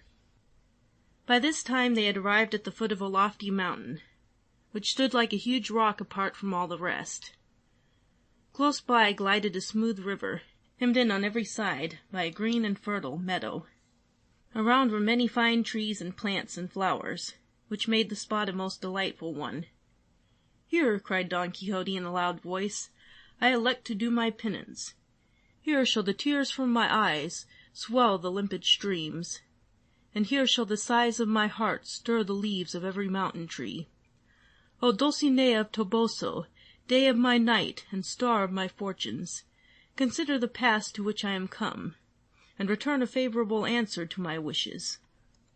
With this he alighted from Rozinante, and taking off his saddle and bridle, gave him a slap on his haunches, and said, "He gives thee liberty that once it himself, O steed, famous for thy swiftness and the great works thou hast done." When Sancho heard all this, he could not help saying, "I wish Dapple were here, for he deserves at least as long a speech in his praise. But truly, Sir Knight, if my journey with your letter and your penance here are really to take place, it would be better to saddle Rozinante again, that he may supply the want of mine ass that was stolen from me." "As thou likest about that," said Don Quixote, "but thou must not depart for 3 days as yet, during which time thou shalt see what I will say and do for my lady's sake, that thou mayest tell her all about it." "But what more can I see," asked Sancho, "than what I have already seen?" "Thou art well up in the matter, certainly," replied his master, "for as yet I have done nothing. And if I am to be a despairing lover, I must tear my clothes, and throw away mine armour, and beat my head against these rocks, and many other things that shall make thee marvel." "For goodness' sake," cried Sancho, "take care how you go knocking your head against rocks, for you might happen to come up against so ungracious a rock that it would put an end to the penance altogether. If the knocks on the head are necessary, I should content yourself, seeing that this madness is all make-believe, with striking your head on some softer thing, and leave the rest to me, for I will tell your lady that I saw you strike your head on the point of a rock that was harder than a diamond." "I thank thee, Sancho, for thy good will," replied the knight, "but the rules of knighthood forbid me to act or to speak a lie, and therefore the knocks of the head must be real solid knocks, and it will be necessary for thee to leave me some lint to cure them, seeing that fortune has deprived us of that precious balsam." "It was worse to lose the ass," said Sancho, "seeing that with him we lost lint and everything. But pray, your worship, never mention that horrible balsam again, for the very name of it nearly turns me inside out. And now write your letter, and let me saddle Rozinante and be gone. For I warrant once I get to Toboso, I will tell the lady Dulcinea such strange things of your follies and madness, that I shall make her as soft as a glove, even though I find her harder than a cork tree. And with her sweet and honey dancer, I will return as speedily as a witch on a broomstick, and release you from your penance." "But how shall we write a letter here?" said Don Quixote. "And how can you write the order for the handing over to me of the ass colts?" asked Sancho. "Seeing there is no paper," said the knight, "we might, like the ancients, write on waxen tablets, but that wax is as hard to find as paper. But now that I come to think of it, there is Cardenio's pocket-book. I will write on that, and thou shalt have the matter of it written out in a good round hand, at the first village wherein thou shalt find a schoolmaster. But what is to be done about the signature? Asked Sancho. The letters of Amadis were never signed, replied Don Quixote. That is all very well, said Sancho, but the paper for the 3 asses must be signed, for if it be copied out they shall say it is false, and then I shall not get the ass-colts. Well then, the order for the ass-colts shall be signed in the book, said Don Quixote. And as for the love letter, thou shalt put this ending to it: yours till death, the Knight of the Rueful Countenance. And it will be no great matter that it goes in a strange hand, for as well as I remember Dulcinea can neither read nor write, nor has she ever seen my handwriting. For indeed during the 12 years I have been loving her more dearly than the light of my eyes, I have only seen her 4 times, and I doubt if she hath ever noticed me at all, so closely have her father, Lorenzo Corchuelo, and her mother Aldonza brought her up. Ha, ha, cried Sancho, then the lady Dulcinea of Toboso is the daughter of Lorenzo Corchuelo, and is called Aldonza Corchuelo. That is she, said Don Quixote, and a lady worthy to be the empress of this wide universe. I know her very well, replied Sancho, and can tell you that she can throw an iron bar with the strongest lad in our village. She is a girl of mettle, tall and stout, and a sturdy lass that can hold her own with any knight-errant in the world. Out upon her, what an arm she hath! Why, I saw her one day stand on top of the church belfry to call to her father's servants from the fields, and though they were half a league off, they heard her as though she were in the next field. And the best of her is there is nothing coy about her, but she jokes with all and makes games and jest of everybody. To be frank with you, Sir Don Quixote, I have been living under a great mistake, for really and truly I thought all this while that the lady Dulcinea was some great princess with whom your worship was in love. I have told thee, Sancho, many times before now, said Don Quixote, that thou art a very great babbler. Understand, then, that my lady Dulcinea is to me as good and beautiful as any princess in the world, and that is enough. With these words he took out the pocket-book, and going aside, began to write with great gravity. When he had ended, he called Sancho to him, and read him the following letter. Sovereign Lady, the sore wounded one, O sweet Dulcinea of Toboso, sends thee the health which he wants himself. If thy beauty disdain me, I cannot live. My good squire Sancho will give thee ample account, O ungrateful fair one, of the penance I do for love of thee. Should it be thy pleasure to favour me, I am thine.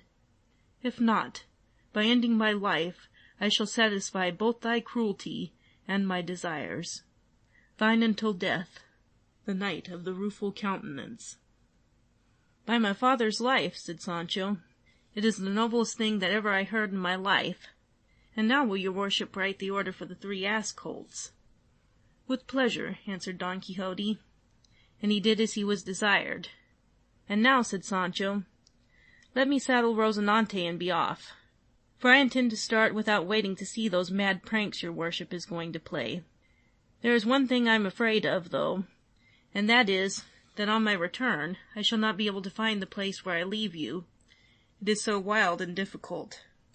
Take the marks well, and when thou shouldst return, I will mount to the tops of the highest rocks. Also it will be well to cut down some boughs, and strew them after you as you go, that they may serve as marks to find your way back. Sancho did this, and, not heeding his master's request, to stay and see him go through some mad tricks, in order that he might describe them to Dulcinea, he mounted Rozinante and rode away. He had not got more than 100 paces when he returned and said, Sir, what you said was true, and it would be better for my conscience if I saw the follies you are about to do before I describe them to your lady. Did I not tell thee so? Said Don Quixote. Wait but a minute. Then stripping himself in all haste of most of his clothes, Don Quixote began cutting capers and turning somersaults in his shirt-tails, until even Sancho was satisfied that he might truthfully tell the Lady Dulcinea that her lover was mad, and so turning away, he started in good earnest upon his journey. End of section 69.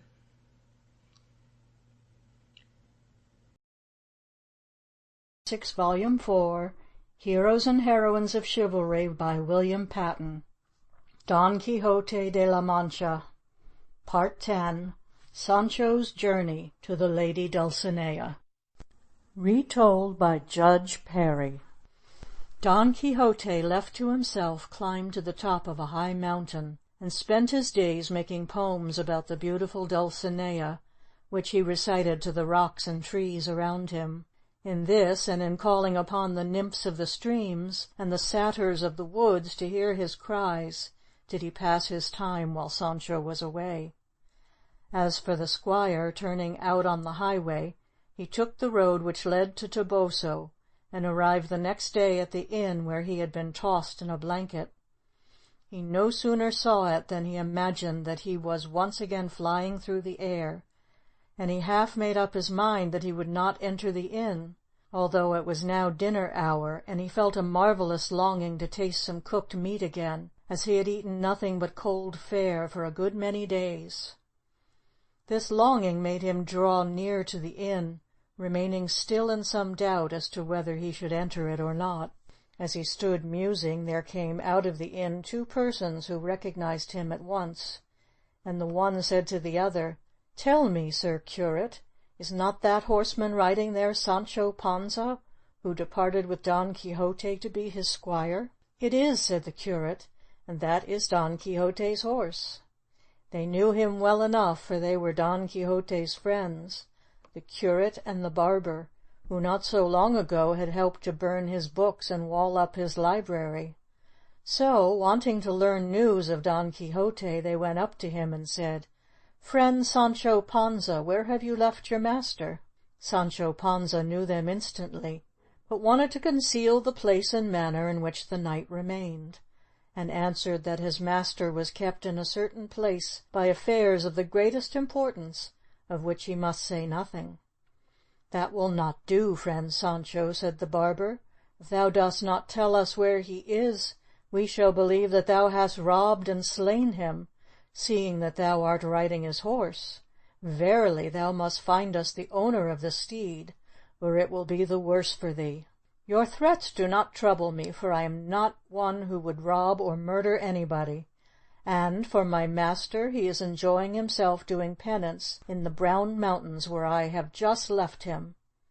Then Sancho told them from the beginning to end how his master was carrying out his penance, and of the mad pranks he intended to perform, and how he, Sancho, was bearing a letter to the Lady Dulcinea of Toboso, who was none other than the daughter of Lorenzo Corchula, with whom the knight was head and ears in love. Both of them were amazed at what they heard, although they knew something of Don Quixote's madness already.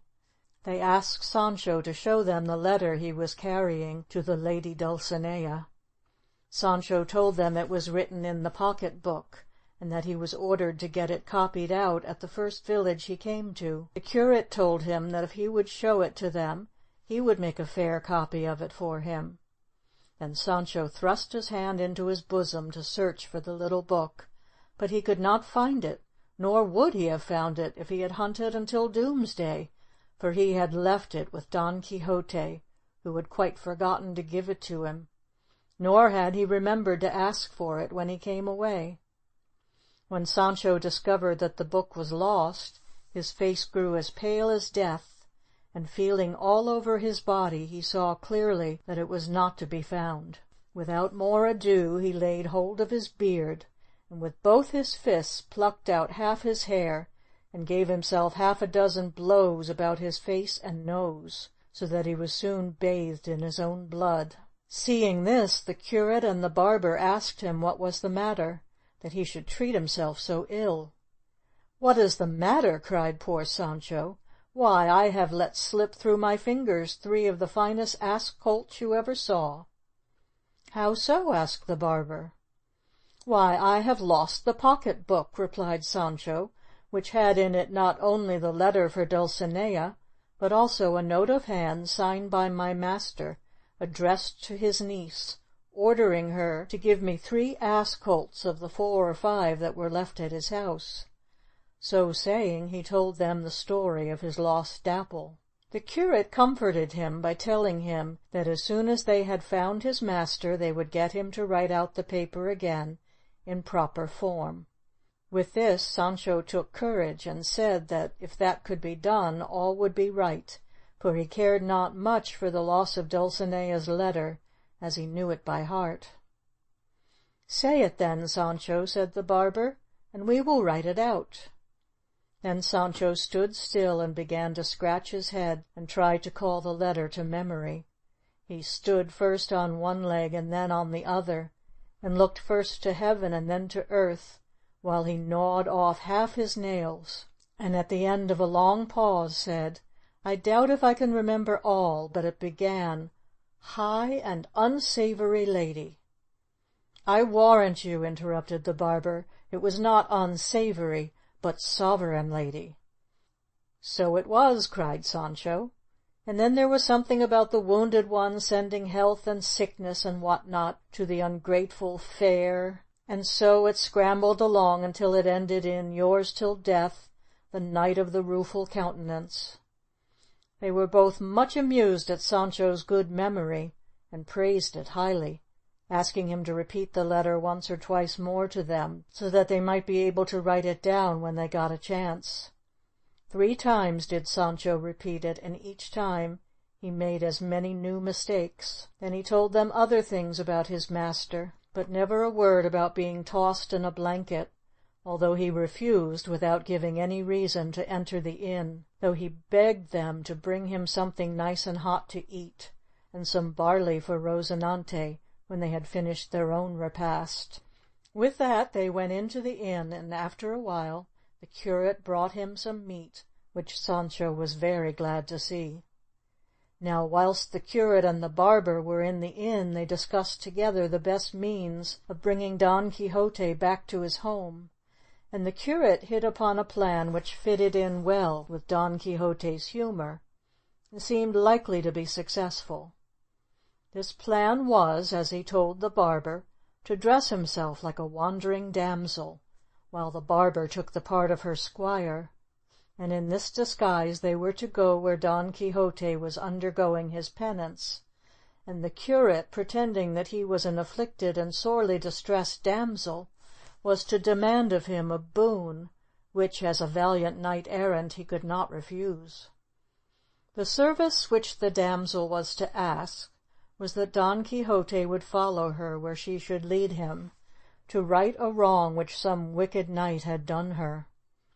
Besides this, she was to pray him not to command her to unveil herself, or inquire as to her condition, until he had done her right against the wicked knight.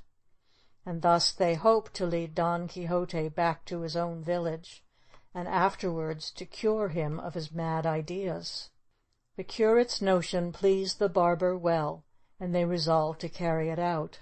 They borrowed of the innkeeper's wife a gown and a head-dress, leaving with her in exchange the curate's new cassock. The barber made for himself a great beard of a red ox's tail, in which the innkeeper used to hang his horse-comb. The innkeeper's wife asked them what they wanted these things for, and the curate told her shortly all about Don Quixote's madness, and how this disguise was necessary to bring him away from the mountains where he had taken up his abode. The innkeeper and his wife then remembered all about their strange guest, and told the barber and the curate all about him and his balsam, and how Sancho had fared with the blanket. Then the innkeeper's wife dressed up the curate so cleverly that it could not have been better done. She attired him in a stuff gown with bands of black velvet, several inches broad, and a bodice and sleeves of green velvet trimmed with white satin, both of which might have been made in the days of the flood. The curate would not consent to wear a head-dress like a woman's, but put on a white quilted linen nightcap, which he carried to sleep in. Then, with 2 strips of black stuff, he made himself a mask and fixed it on, and this covered his face and beard very neatly.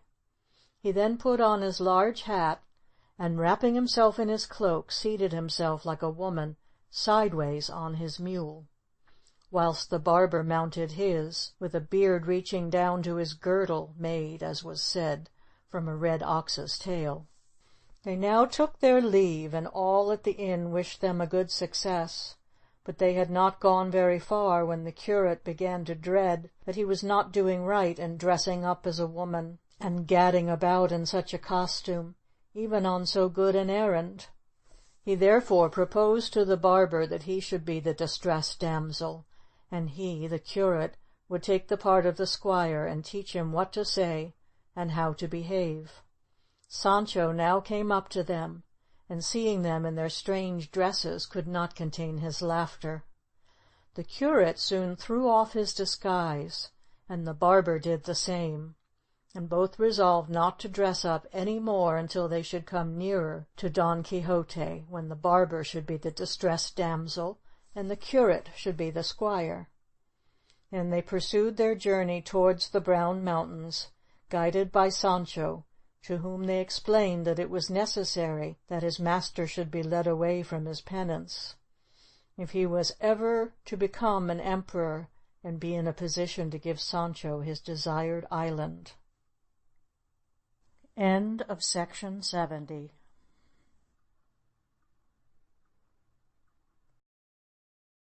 Volume 4, Heroes and Heroines of Chivalry, by William Patten.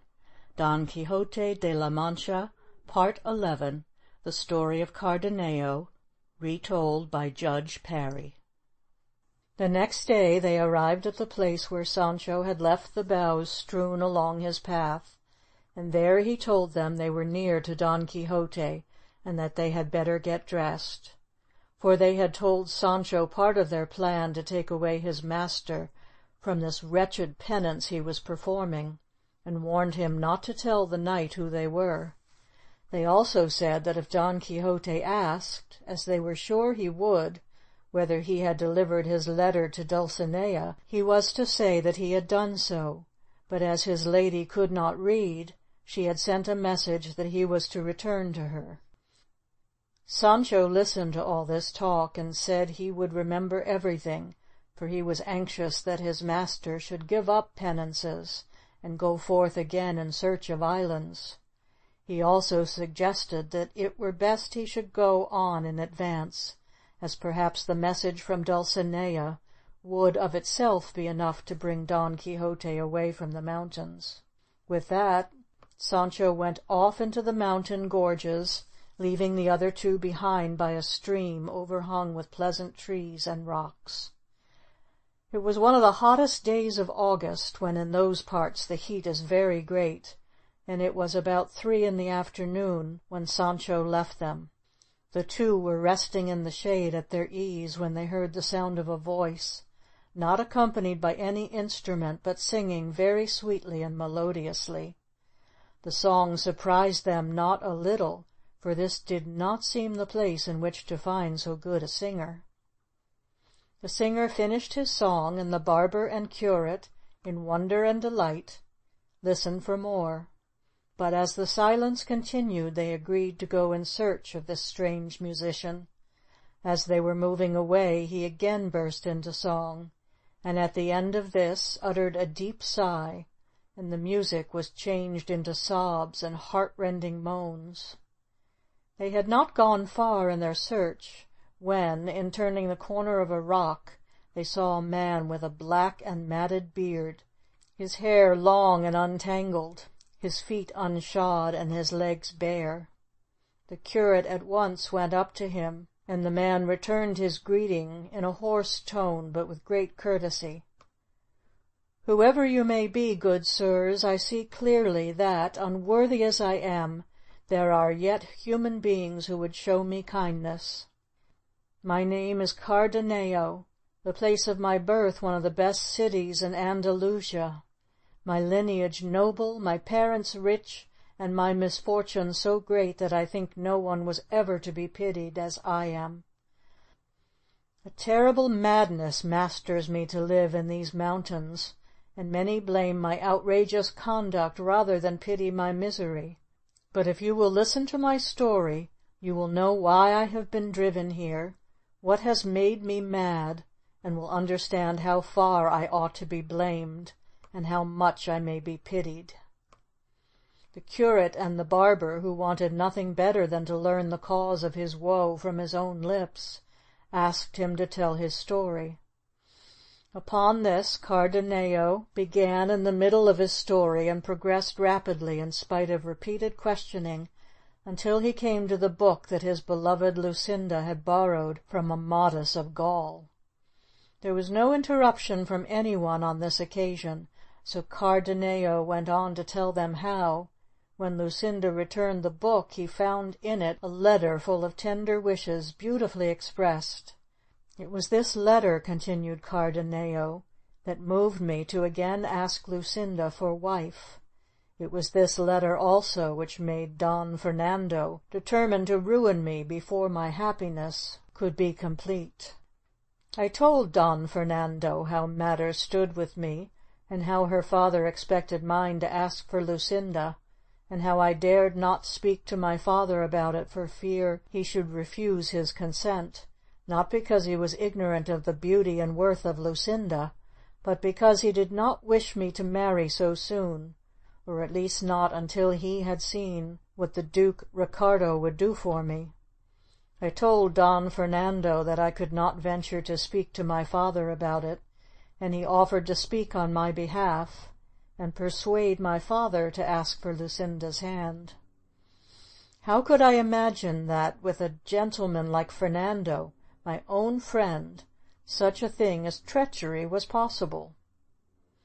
But so it was, and my friend, as I thought him, knowing that my presence was a stumbling block to his plans, asked me to go to his elder brother's to borrow some money from him to pay for 6 horses which Fernando had bought in the city.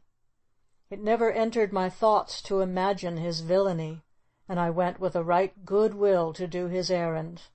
That night I spoke with Lucinda and told her what had been arranged between me and Fernando, telling her to hope that all would turn out well. As I left her, tears filled her eyes, and we both seemed full of misery and alarm, tokens, as I now think, of the dark fate that awaited me. I reached the town to which I was sent, and delivered my letters to Don Fernando's brother. I was well received, but there seemed no haste to send me back again, and I was put off with many excuses about the difficulty of raising the money that Don Fernando needed. In this way I rested several days, much to my disgust, and it seemed to me impossible to live apart from Lucinda for so long a time. But on the 4th day after I had arrived, there came a man in search of me with a letter, which, by the handwriting, I knew to be Lucinda's.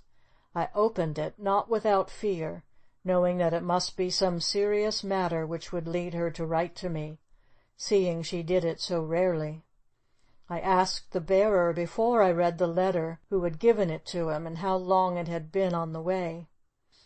He answered that, passing by chance at midday through a street in my native city, a very beautiful lady had called to him from a window. "Poor thing," said he, "her eyes were all bedewed with tears, and she spoke hurriedly, saying, 'Brother, if thou art a good man, as thou seemest to be, I pray thee take this letter to the person named in the address, and in so doing thou shalt do me a great service, and that thou mayest not want money to do it, take what thou shalt find wrapped in that handkerchief.' So saying, she threw out of the window a handkerchief in which was wrapped 100 reals, this ring of gold which I carry here, and this letter which I have given you. I made signs to her that I would do what she bade, and as I knew you very well, I made up my mind not to trust any other messenger, but to come myself, and so I have travelled this journey, which you know is some 18 leagues, in but 16 hours." Whilst the kind messenger was telling his story, I remained trembling with the letter in my hand, until at last I took courage and opened it, when these words caught my eyes. "The promise Don Fernando made to you to persuade your father to speak to mine, he has kept, after his own fashion. Know, then, that he has himself asked me for wife, and my father, carried away by his rank and position, has agreed to his wishes, so that in 2 days we are to be privately married. Imagine how I feel, and consider if you should not come at once. Let me hope that this reaches your hand ere mine be joined to his who keeps his promised faith so ill." Such were the words of her letter, and they caused me at once to set out on my journey without waiting for the despatch of Don Fernando's business, for now I knew that it was not a matter of buying horses, but the pursuit of his own wretched pleasure, that had led to my being sent to his brother. The rage which I felt for Don Fernando, joined to the fear I had of losing the jewel I had won by so many years of patient love, seemed to lend me wings, and I arrived at my native city as swiftly as though I had flown, just in time to see and speak with Lucinda. I entered the city secretly and left my mule at the house of the honest man who had brought my letter, and went straight to the little iron gate where I had so often met Lucinda. There I found her, and as soon as she saw me, she said in deep distress, "Cardenio, I am attired in wedding garments, and in the hall there waits for me the traitor Don Fernando, and my covetous father, with other witnesses, who shall see my death rather than my wedding. Be not troubled, dear friend, for if I cannot persuade them to give me my freedom, I can at least end my life with this dagger." I answered her in great distress, saying, "Sweet lady, if thou carriest a dagger, I also carry a sword to defend thy life, or to kill myself, should fortune be against us." I believe she did not hear all I said, for she was hastily called away, and I aroused myself from my grief as best I could, and went into the house, for I knew well all the entrances and exits. Then, without being seen, I managed to place myself in a hollow formed by the window of the great hall, which was covered by 2 pieces of tapestry drawn together, whence I could see all that went on in the hall without anyone seeing me. The bridegroom entered the hall wearing his ordinary dress. His groomsman was a first cousin of Lucinda's, and no one else was in the room but the servants of the house. In a little while Lucinda came out of her dressing-room with her mother and 2 of her maids. My anxiety gave me no time to note what she wore. I was only able to mark the colours, which were crimson and white, and I remember the glimmer with which the jewels and precious stones shone in her headdress. But all this was as nothing to the singular beauty of her fair golden hair. When they were all stood in the hall, the priest of the parish entered, and taking each by the hand, asked, "Will you, Lady Lucinda, take the Lord Don Fernando for your lawful husband?" I thrust my head and neck out of the tapestry to hear what Lucinda answered. The priest stood waiting for a long time before she gave in, and then, when I expected, nay, almost hoped that she would take out the dagger to stab herself, or unloose her tongue to speak the truth, or make some confession of her love for me, I heard her say in a faint and languishing voice, "I will."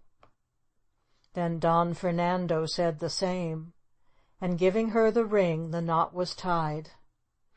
But when the bridegroom approached to embrace her, she put her hand to her heart and fell fainting into her mother's arms.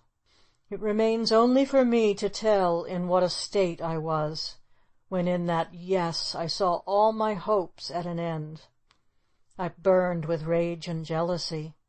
All the house was in a tumult when Lucinda fainted, and her mother, unclasping her dress to give her air, found in her bosom a paper, which Fernando seized and went aside to read by the light of a torch. Whilst he read it, he fell into a chair and covered his face with his hands in melancholy discontent. Seeing everyone was in confusion, I ventured forth, not caring where I went, not having even a desire to take vengeance on my enemies.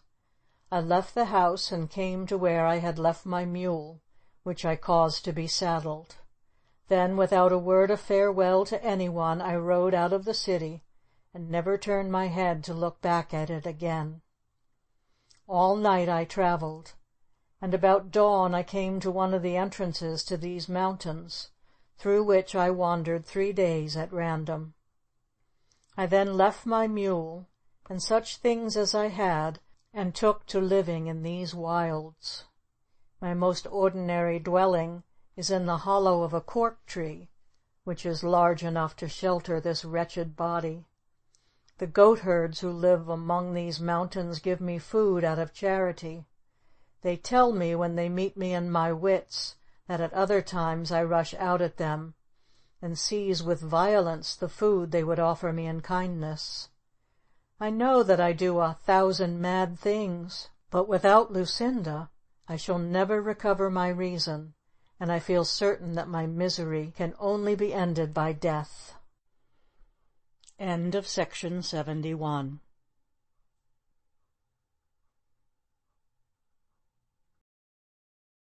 Classics Volume 4, Heroes and Heroines of Chivalry, by William Patten. Don Quixote de la Mancha, Part 12, The Story of Dorothea. Retold by Judge Parry. As soon as Cardenio had finished his melancholy story, the curate was about to offer him some consolation, when he was stopped by hearing a mournful voice calling out, "Oh, that I could find an end to this life of misery! Alas, how much more agreeable to me is the company of these rocks and thickets than the society of faithless man! Would that I had anyone to advise me in difficulty, to comfort me in distress, or to avenge my wrongs." This was overheard by the curate and all who were with him, and thinking that the person who spoke must be hard by, they went to search, and had not gone 20 paces when they saw behind a large rock a boy sitting under an ash tree. He wore a peasant's dress, but as he was bending down to wash his feet in the brook, his head was turned from them. They approached swiftly and without speaking, while his whole attention was employed in bathing his legs in the stream. They wondered at the whiteness and beauty of his feet, that did not seem formed to tread the furrows, or follow the cattle or the plough, as his dress seemed to suggest. The curate, who was ahead of the rest, made signs to them to crouch down, or hide themselves behind a rock. This done, they all gazed at the beautiful youth, who was clad in a grey jacket and wore breeches and hose of the same cloth, with a grey hunting cap on his head. Having washed his delicate feet, he wiped them with a handkerchief which he took out of his cap, and in doing so he raised his head, showing to those who were looking at him a face of such exquisite beauty that Cardenio murmured, "Since this is not Lucinda, it can be no earthly, but some celestial being." The youth took off his cap, and shaking his head, a wealth of hair that Apollo might have envied fell down upon his shoulders, and discovered to them all that the peasant was not only a woman, but one of the most delicate and handsome women they had ever seen. Even Cardenio had to admit to himself that only Lucinda could rival her in beauty. Her golden locks fell down in such length and quantity that they not only covered her shoulders, but concealed everything except her feet, and the bystanders more than ever desired to know who this mysterious beauty might be. Some one advanced, and at the noise the beauteous Fantasy raised her head and thrust aside her locks with both hands, to see what it was that had startled her. No sooner did she perceive them than she started up, and without staying to put on her shoes or tie up her hair, seized her bundle and took to flight, full of alarm. But she had not run 6 yards when her delicate feet, unable to bear The roughness of the stones failed her, and she fell to the ground. They all ran to her assistance, and the curate, who was first, said, "Stay, madam, whosoever you are. Those you see here have no desire to harm you, and there's therefore no necessity whatever for flight." To this she made no reply, being ashamed and confused, but the curate, taking her hand, continued in a kindly manner, "Madam, it can be no slight cause that has hidden your beauty in such an unworthy disguise and brought you to this lonely place where we have found you. Let us at least offer you our advice and counsel in your distress, for no sorrow can be so great that kind words may not be of service. Therefore, madam, tell us something of your good or evil fortune, that we may help you in your troubles as best we can." At first, while the curate spoke, the disguised damsel stood rapt in attention, and gaped and gazed at them all as if she were some stupid villager who did not understand what was said.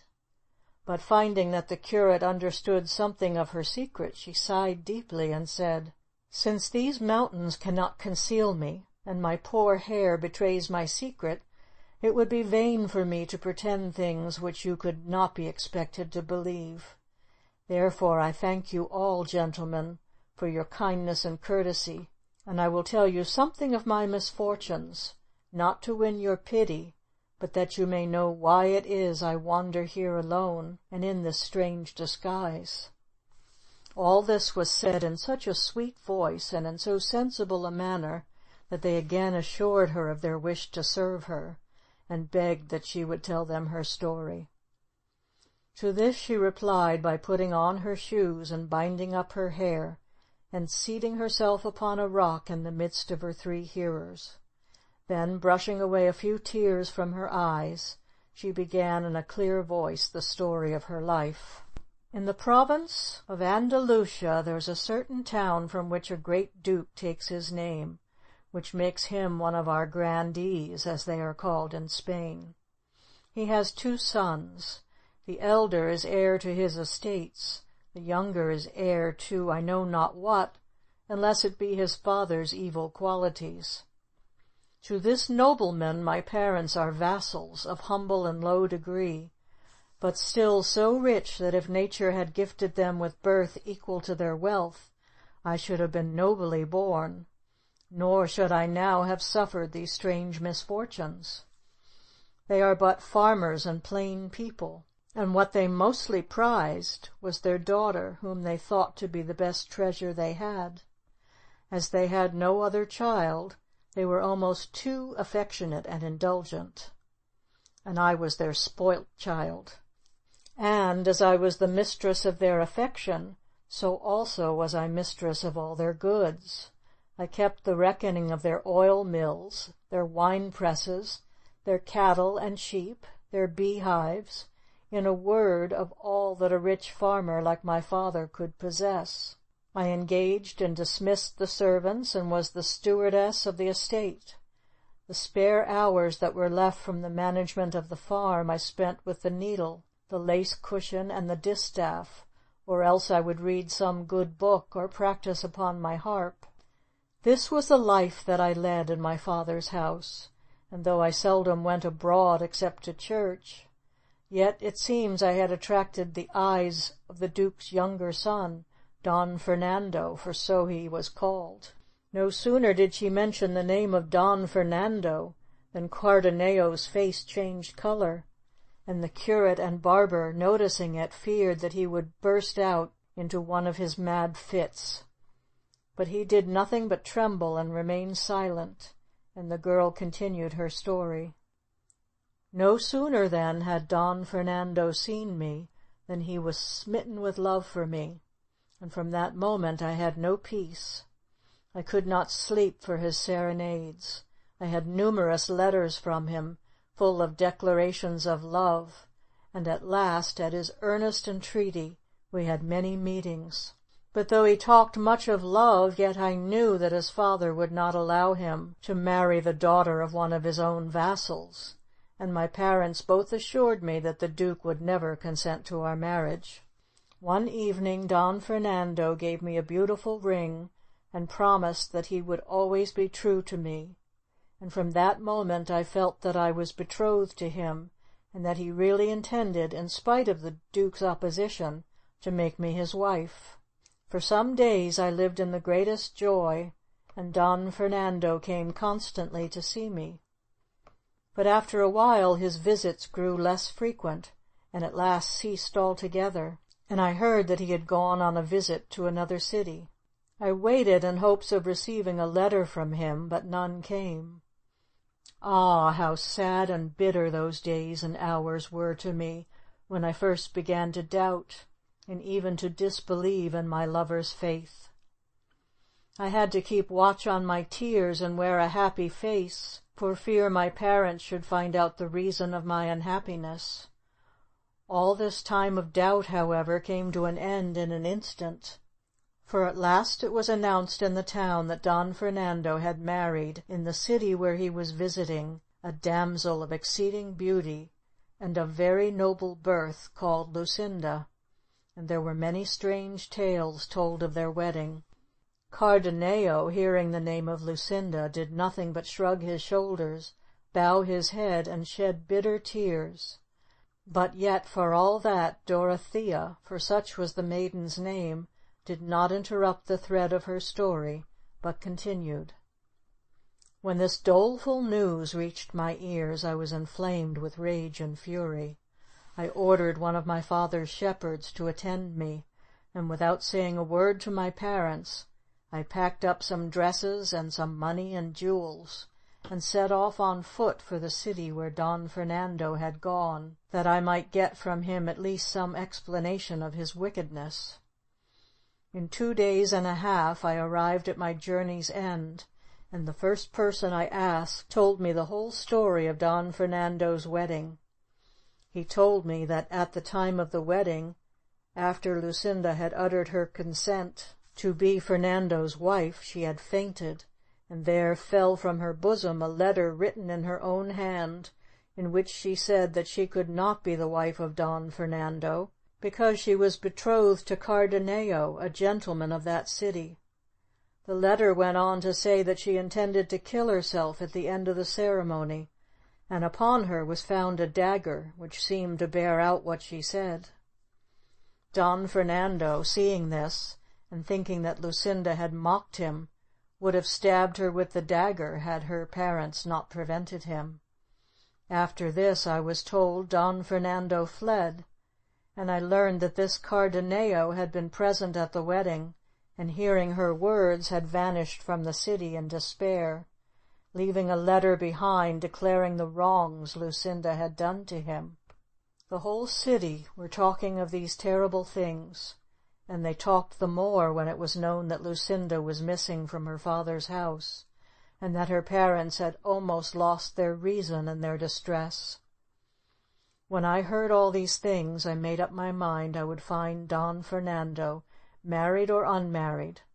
But before I left the city on my search, I was told there was a proclamation made by the public crier, offering a large reward for any one who should bring me back to my parents. Fearing that this might tempt the shepherd to betray my whereabouts, I made my escape from the city, and in this disguise came to the Brown Mountains, where I have lived for some months with an old goatherd, and I help him to tend his goats. Here I have managed to pass as a peasant girl until my hair betrayed me to you gentlemen as what I am, a distressed and unfortunate maiden. This is indeed the true story of my tragedy, for which consolation is in vain, and relief, I fear me, impossible. End of section 72.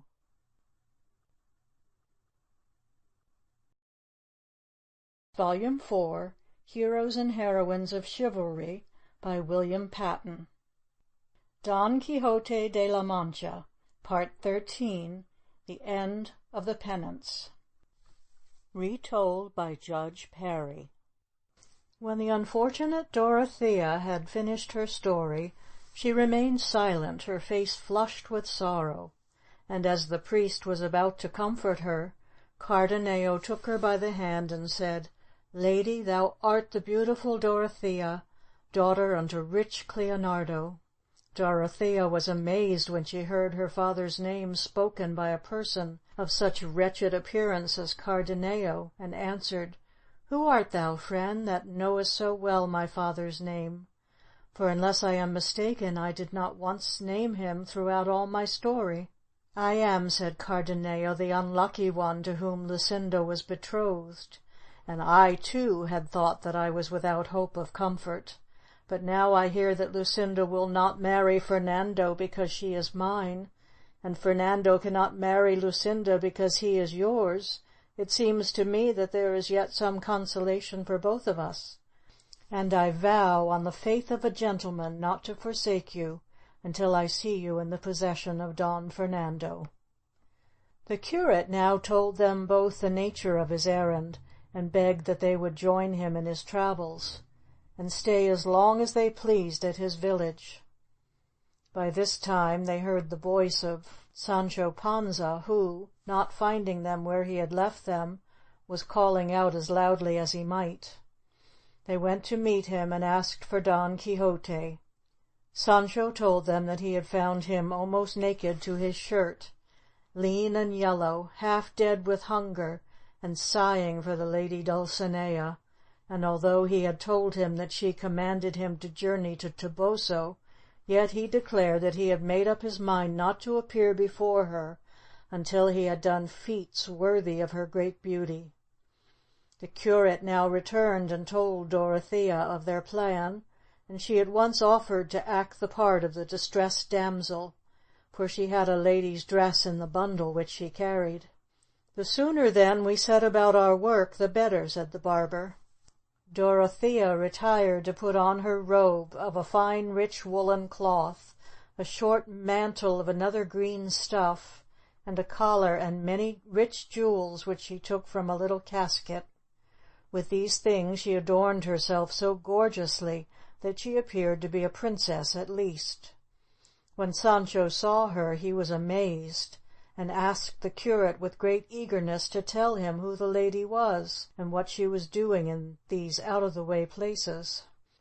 "This beautiful lady, brother Sancho," replied the curate, "is the heiress and direct line of the mighty kingdom of Micomicona, who is come in search of thy master, to ask him of a boon, which is to avenge her of a wrong done by a wicked giant. And, owing to the great fame of thy master, which has spread through all lands, this beautiful princess has come to find him out." "A happy searcher and a happy finding," cried Sancho. "My master shall soon slay the great lubber of a giant, unless he turn out to be a phantom, for he has no power over those things. And when this is done, my lord shall marry the princess, whose name, by the by, you have not yet told me, and by this means shall he become an emperor and have islands to give away."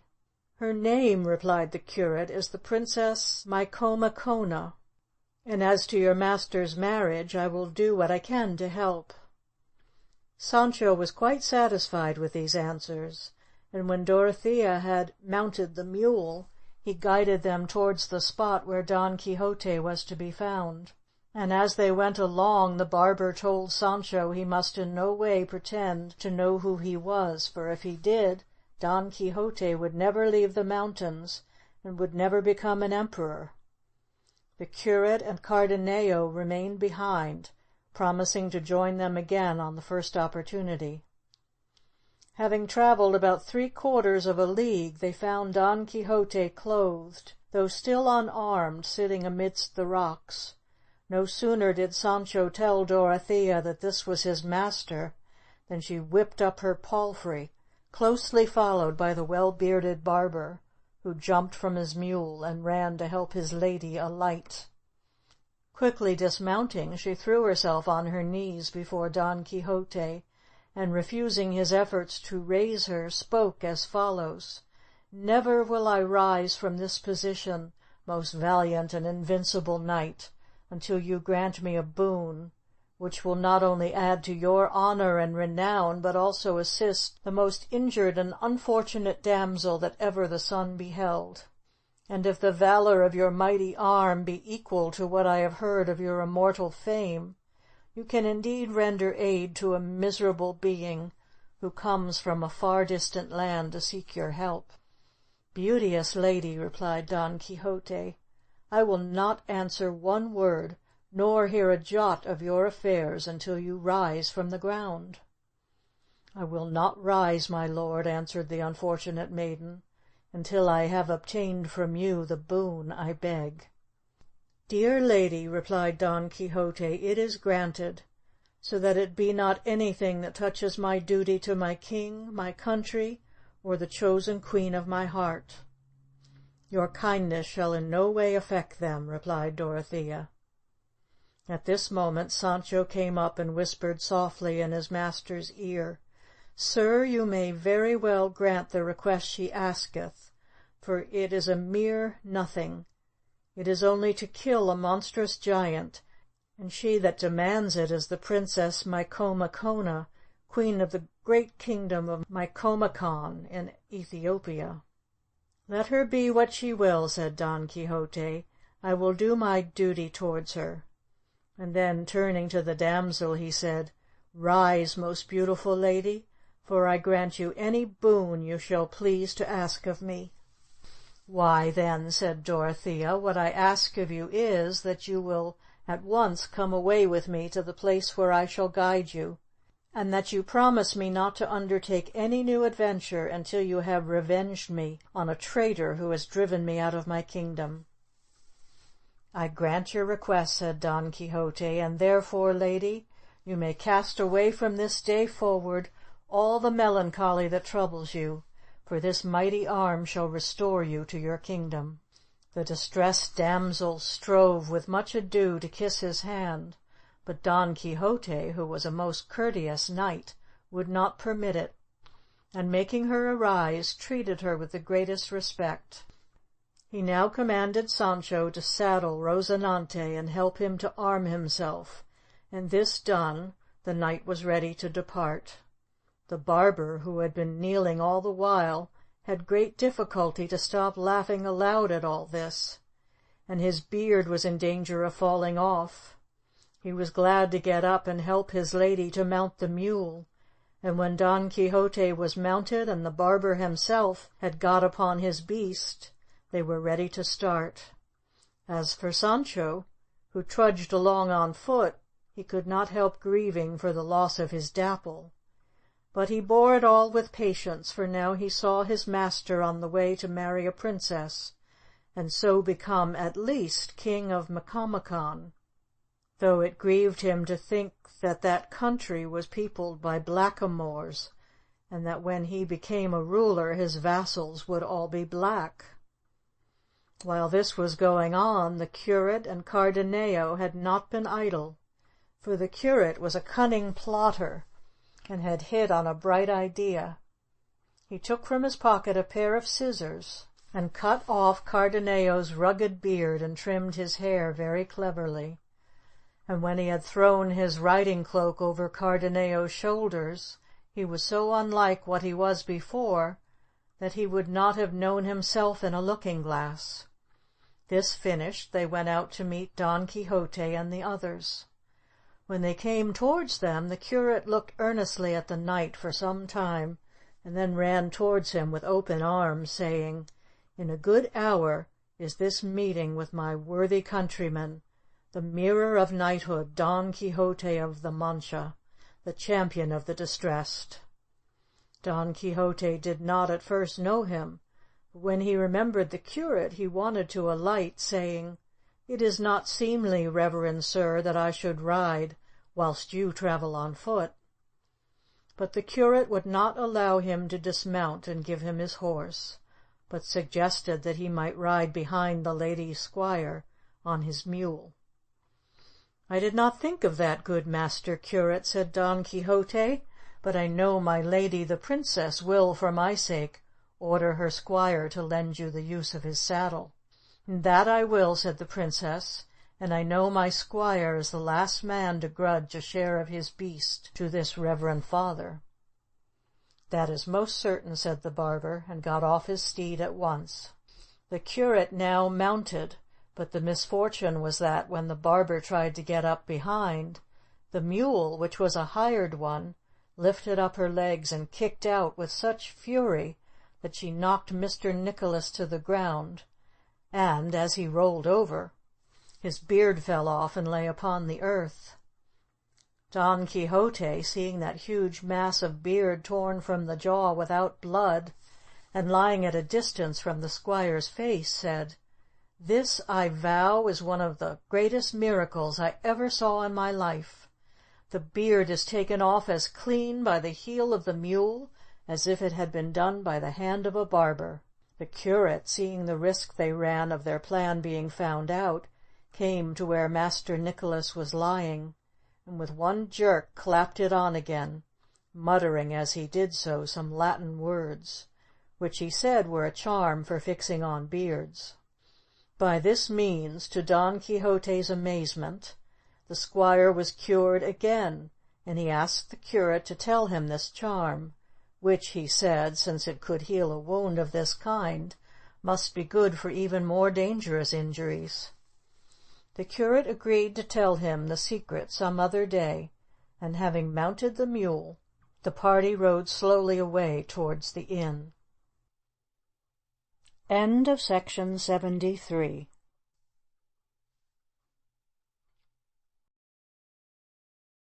Heroes and Heroines of Chivalry by William Patten.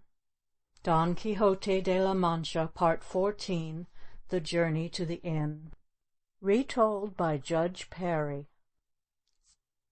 The curate rode first on the mule, and with him rode Don Quixote and the princess. The others, Cardenio, the barber, and Sancho Panza, followed on foot. And as they rode, Don Quixote said to the damsel, "Madam, let me entreat your highness to lead the way that most pleaseth you." Before she could answer, the curate said, "Towards what kingdoms would you travel? Are you for your native land of Micomicona?" She, who knew very well what to answer, being no babe, replied, "Yes, sir, my way lies towards that kingdom." "If it be so," said the curate, "you must pass through the village where I dwell, and from thence your ladyship must take the road to Carthagena, where you may embark. And, if you have a prosperous journey, you may come within the space of 9 years to the Lake Meolidas, which stands on this side of your highness's kingdom, some 100 days' journey or more."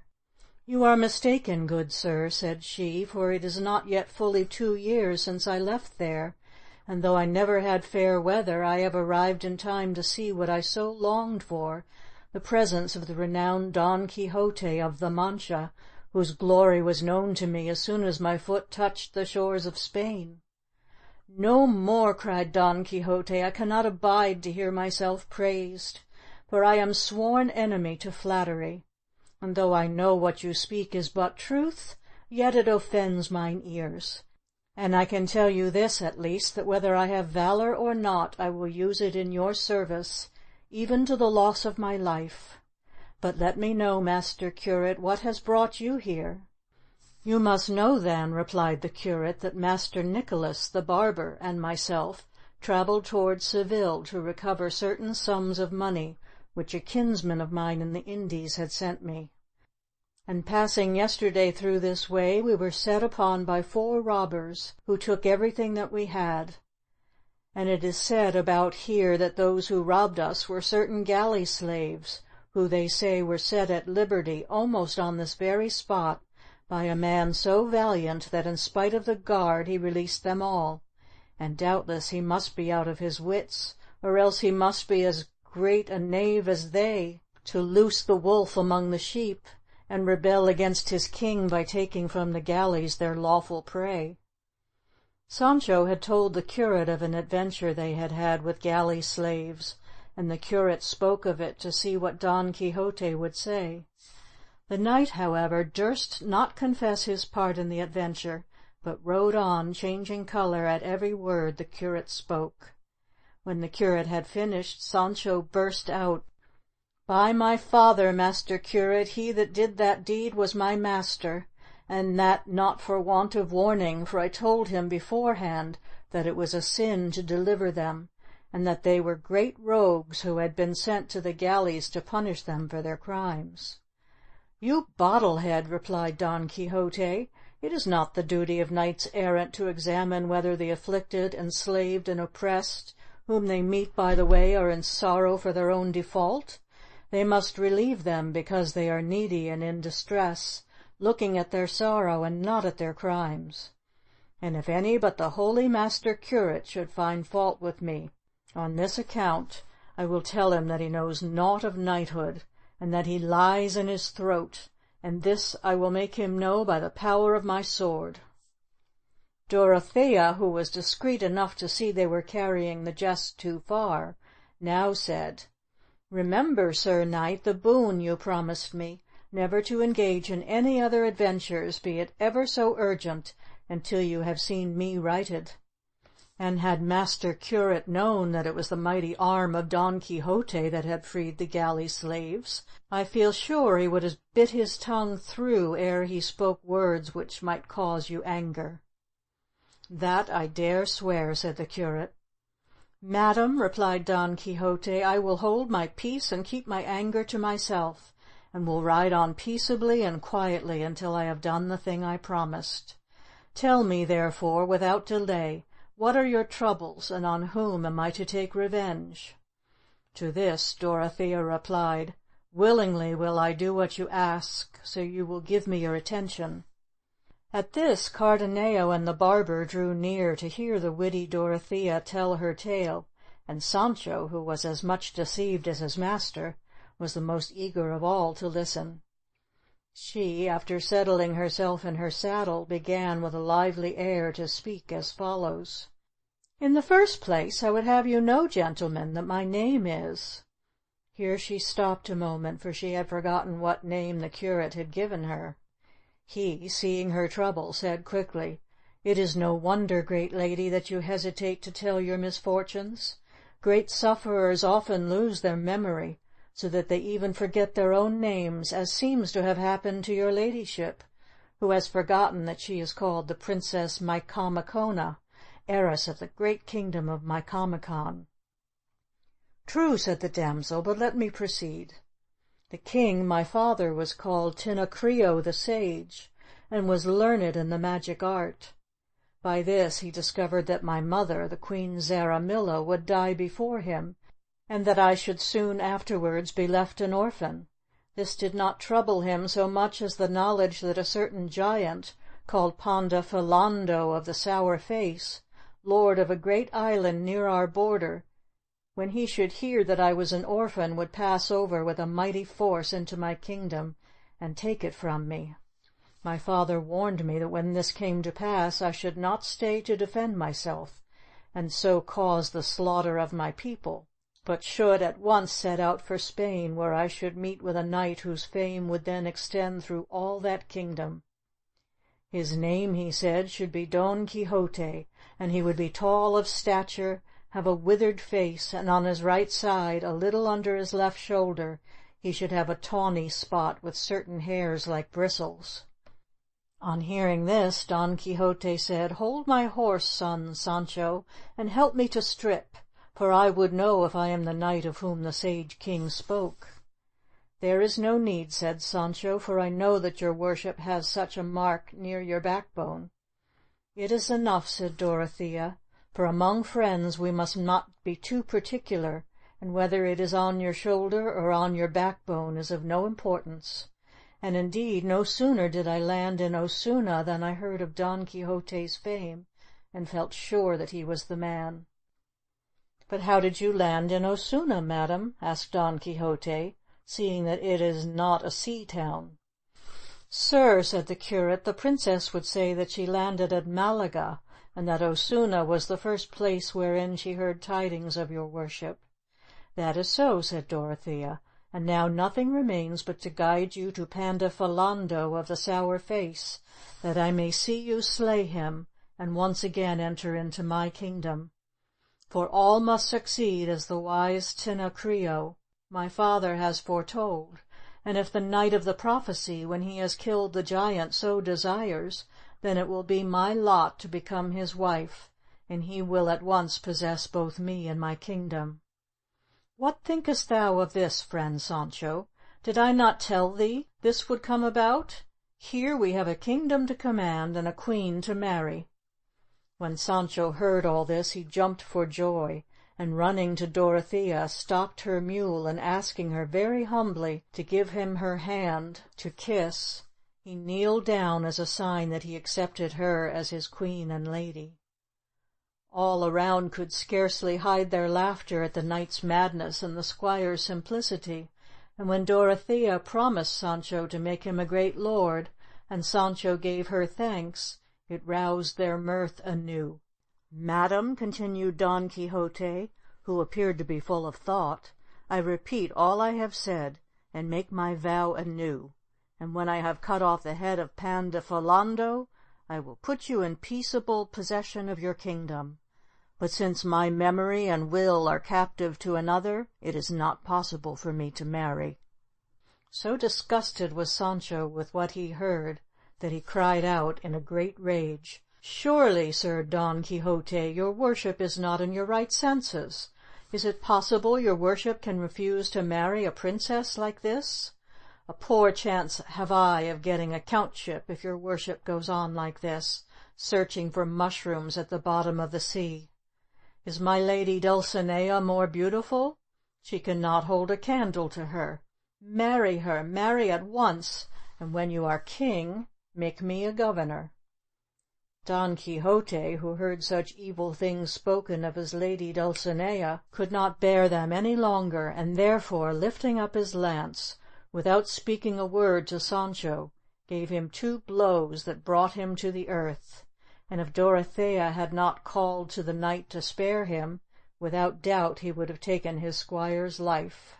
"Think you, miserable villain," cried Don Quixote, "that it is to be all sinning on thy side and pardoning on mine? Say, scoffer with the viper's tongue, who dost thou think hath gained this kingdom and cut off the head of this giant, and made thee marquis? For all this I take to be a thing as good as completed, unless it be the worth and valour of Dulcinea, using my arm as her instrument. She fights in my person, and I live and breathe in her. From her I hold my life and being. O villain, how ungrateful art thou, that seest thyself raised from the dust of the earth to be a nobleman, and speakest evil of her who gives thee such honours." Sancho was not too much hurt to hear what his master said.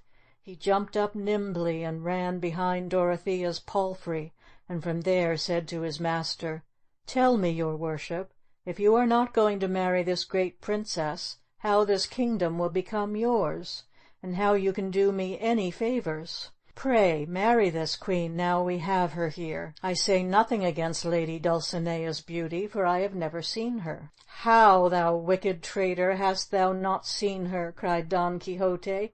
"Didst thou not but now bring me a message from her?" "I mean," replied Sancho, "not seen her for long enough to judge of her beauty, though, from what I did see, she appeared very lovely." "Ah," said Don Quixote, "then I do excuse thee, but have a care what thou sayest, for remember, the pitcher may go once too often to the well." "No more of this," said Dorothea. "Run, Sancho, kiss your master's hand and ask his pardon.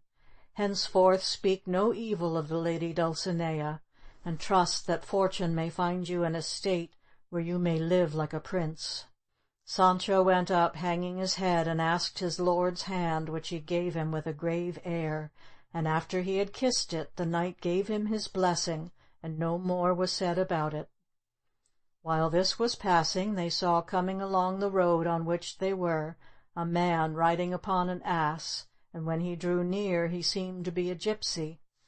But Sancho Panza, whenever he met with any asses, followed them with his eyes and his heart, and he had hardly caught sight of the man when he knew him to be an escaped robber, Gines of Pasamonte, and the ass to be none other than his beloved Dapple.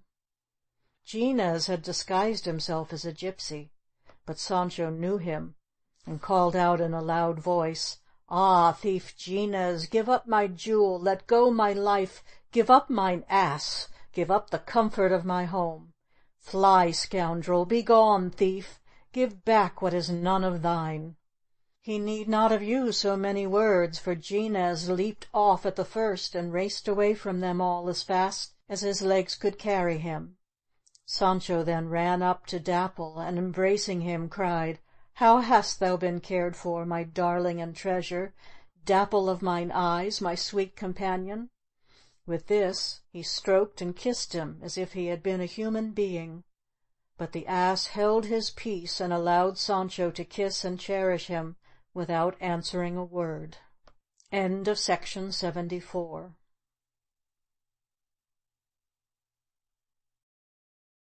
Heroes and Heroines of Chivalry by William Patten. Don Quixote de la Mancha, Part 15. Sancho Panza's story of his visit to the Lady Dulcinea. Retold by Judge Perry. "Friend Sancho," said Don Quixote, "let us bury all our differences, and tell me when, how, and where didst thou find Dulcinea? What was she doing? What saidst thou to her? What answer made she? How did she look when she read my letter? Who copied it for thee? Tell me all, without adding to it or lying, for I would know everything." "Master," replied Sancho, "if I must speak the truth, nobody copied out the letter, for I carried no letter at all." "Thou sayest true," said Don Quixote, "for I found the pocket-book, wherein it was written 2 days after thy departure, and I did expect that thou wouldst return for it." "I had done so," said Sancho, "if I had not carried it in my memory when you read it to me, so that I could say it to a parish clerk, who copied it out of my head word for word so exactly that he said in all the days of his life he had never read such a pretty letter." "And hast thou it still by heart, Sancho?" asked Don Quixote. "No, sir, for after I gave it, seeing that it was to be of no more use, I let myself forget it. If I remember, it began, 'Scrubby Queen, Sovereign Lady,' and the ending, 'Yours till death, the Knight of the Rueful Countenance,' but between these things I put in 300 hearts and loves and dear eyes." "All this I like to hear, therefore say on," said Don Quixote. "Thou didst arrive, and what was the Queen of Beauty doing then? I daresay thou foundest her threading pearls, or embroidering some curious device with golden threads for this her captive knight." "No, that I did not," said Sancho, "but winnowing 2 bushels of wheat in the yard of her house." "Why, then," said Don Quixote, "thou mayest reckon that each grain of wheat was a pearl, seeing they were touched by her hands.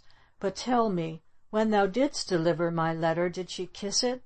Did she use any ceremony worthy of such a letter, or what did she?" "When I went to give it to her," said Sancho, "she was all in a bustle with a good lot of wheat in her sieve, and said to me, 'Lay down that letter there on the sack, for I cannot read it until I have winnowed all that is here.'" "Oh, discreet lady," said Don Quixote, "she must have done that so that she might read and enjoy it at leisure. Go on then, Sancho, and tell all she said about me, and what thou saidst to her." "She asked me nothing," replied the squire, "but I told her the state which I left you in for her sake, doing penance, and I told her how you slept on the ground and never combed your beard, but spent your time weeping and cursing your fortune." "There thou saidst ill," said Don Quixote, "for I do not curse my fortune, but rather bless it, seeing that it hath made me worthy to merit the love of so beautiful a lady as Dulcinea of Toboso. But tell me, after she had sifted her corn and sent it to the mill, did she then read my letter?" "The letter," replied Sancho, "she did never read, for she said she could neither read nor write, and therefore she tore it into small pieces, and would allow no one to read it lest the whole village might know her secrets. Lastly, she told me that I was to say to your worship that she kissed your hands, and that she had a greater desire to see you than to write to you.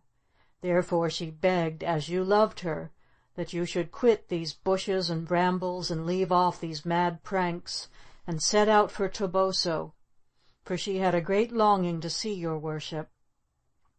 She laughed a good deal when I told her they called your worship the Knight of the Rueful Countenance. I asked her whether the beaten Biscayan came there. She said yes, and that he was a very good fellow. I asked also after the galley slaves you sent, but she told me that she had seen none of them as yet. All goes well, then, said Don Quixote. But tell me, what jewel did she bestow on thee at thy departure, for reward of the tidings thou hast brought? For it is a usual and ancient custom among knights-errant and their ladies to give to their squires, damsels, or dwarfs who bring good tidings some rich jewel as a reward for their welcome news.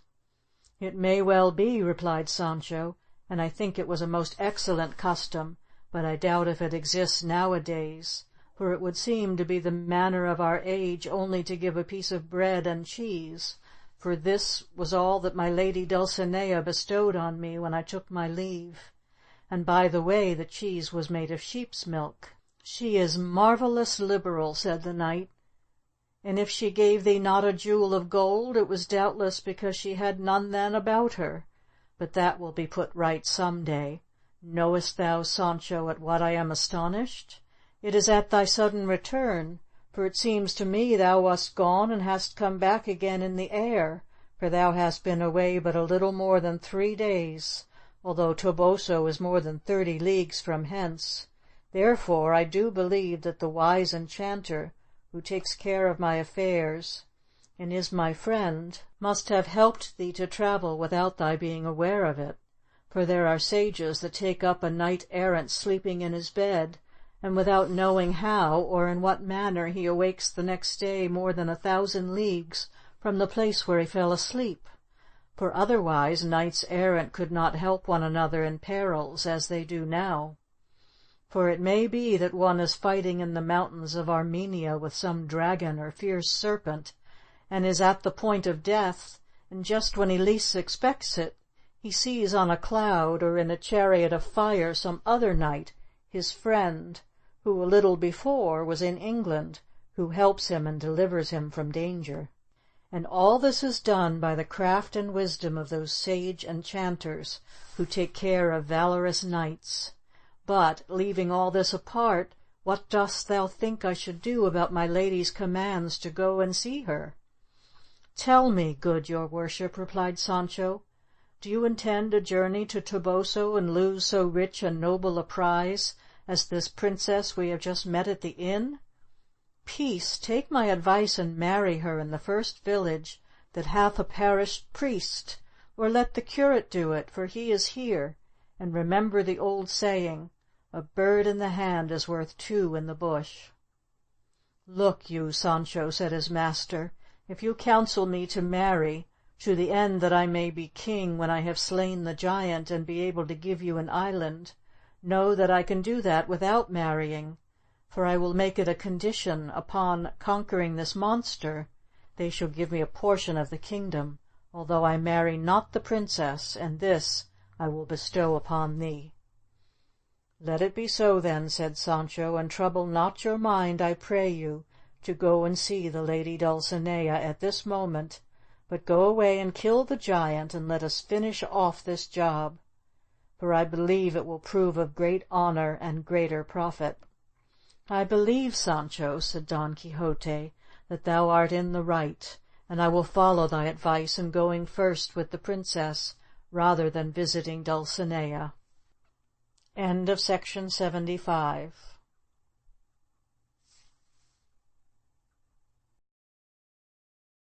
Heroes and Heroines of Chivalry by William Patten. Don Quixote de la Mancha, Part 16. Don Quixote wages a battle against a giant. Retold by Judge Parry. When they had finished their dinner, they saddled and went to horse once more, and travelled all that day and the next without any adventure of note, until they arrived at the inn, which was the dread and terror of Sancho Panza, and though he would rather not have entered it, yet he could not avoid doing so. The innkeeper, the hostess, her daughter, and Maritornes, seeing Don Quixote and Sancho return, went out to meet them with tokens of great love and joy. The knight returned their compliments with grave courtesy, and bade them prepare a better bed than they gave him the last time. "Sir," said the hostess, "if you would pay us better than the last time, we would give you one fit for a prince." Don Quixote answered that he would, and they prepared a reasonable good bed for him in the same room where he lay before. Then he went off to bed at once, because he was tired and weary, both in body and mind. Don Quixote was still asleep when the dinner was served, and during dinner the innkeeper, his wife, his daughter, and Maritornes being there, as well as all the travellers, they talked of Don Quixote's strange craze, and of the state in which they had found him. The hostess told them of what had happened between him and the carrier, and glancing round to see if Sancho were present, and not seeing him, she told them the story of his being tossed in the blanket, to the no small entertainment of all the company. The curate told him it was the books of knighthood that Don Quixote had read that had turned his head.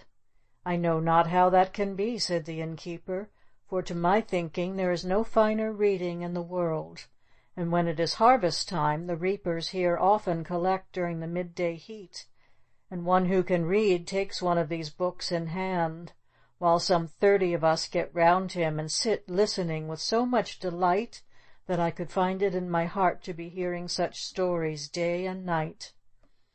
"And I think well of them too," said the hostess, "for when the reading is going on you are so full of it that you forget to scold me, and I have a good time of it."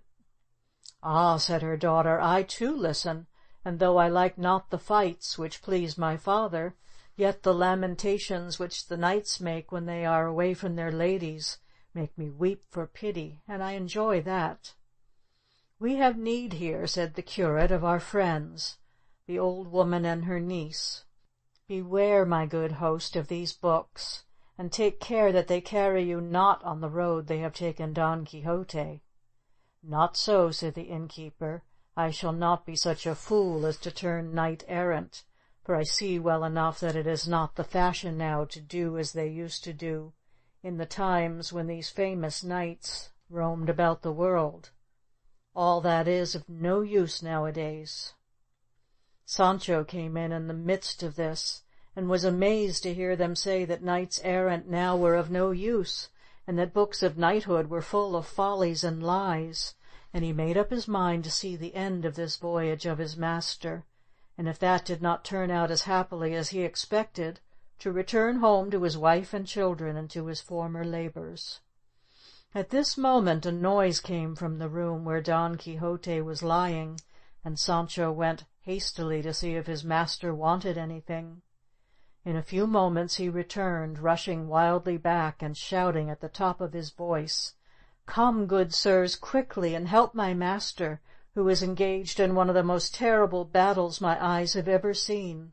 I swear he has given the giant, the enemy of my lady, the Princess Micomicona, such a cut that he has sliced his head clean off like a turnip."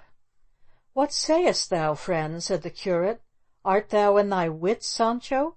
How can it be as you say, when the giant is at least 2,000 leagues from here?" By this time they heard a marvellous great noise within the chamber, and Don Quixote shouting out, "Hold, thief, scoundrel, rogue! Now I have thee, and thy scimitar shall not avail thee!" And it seemed as if he were striking a number of mighty blows on the walls. "Do not stand there listening," cried Sancho, "but go in and part the fray, or aid my master, though I think it will not now be necessary, for doubtless the giant is dead by now, and giving an account of the ill life he led, for I saw his blood was all about the house, and his head cut off, which is as big as a great wine-bag."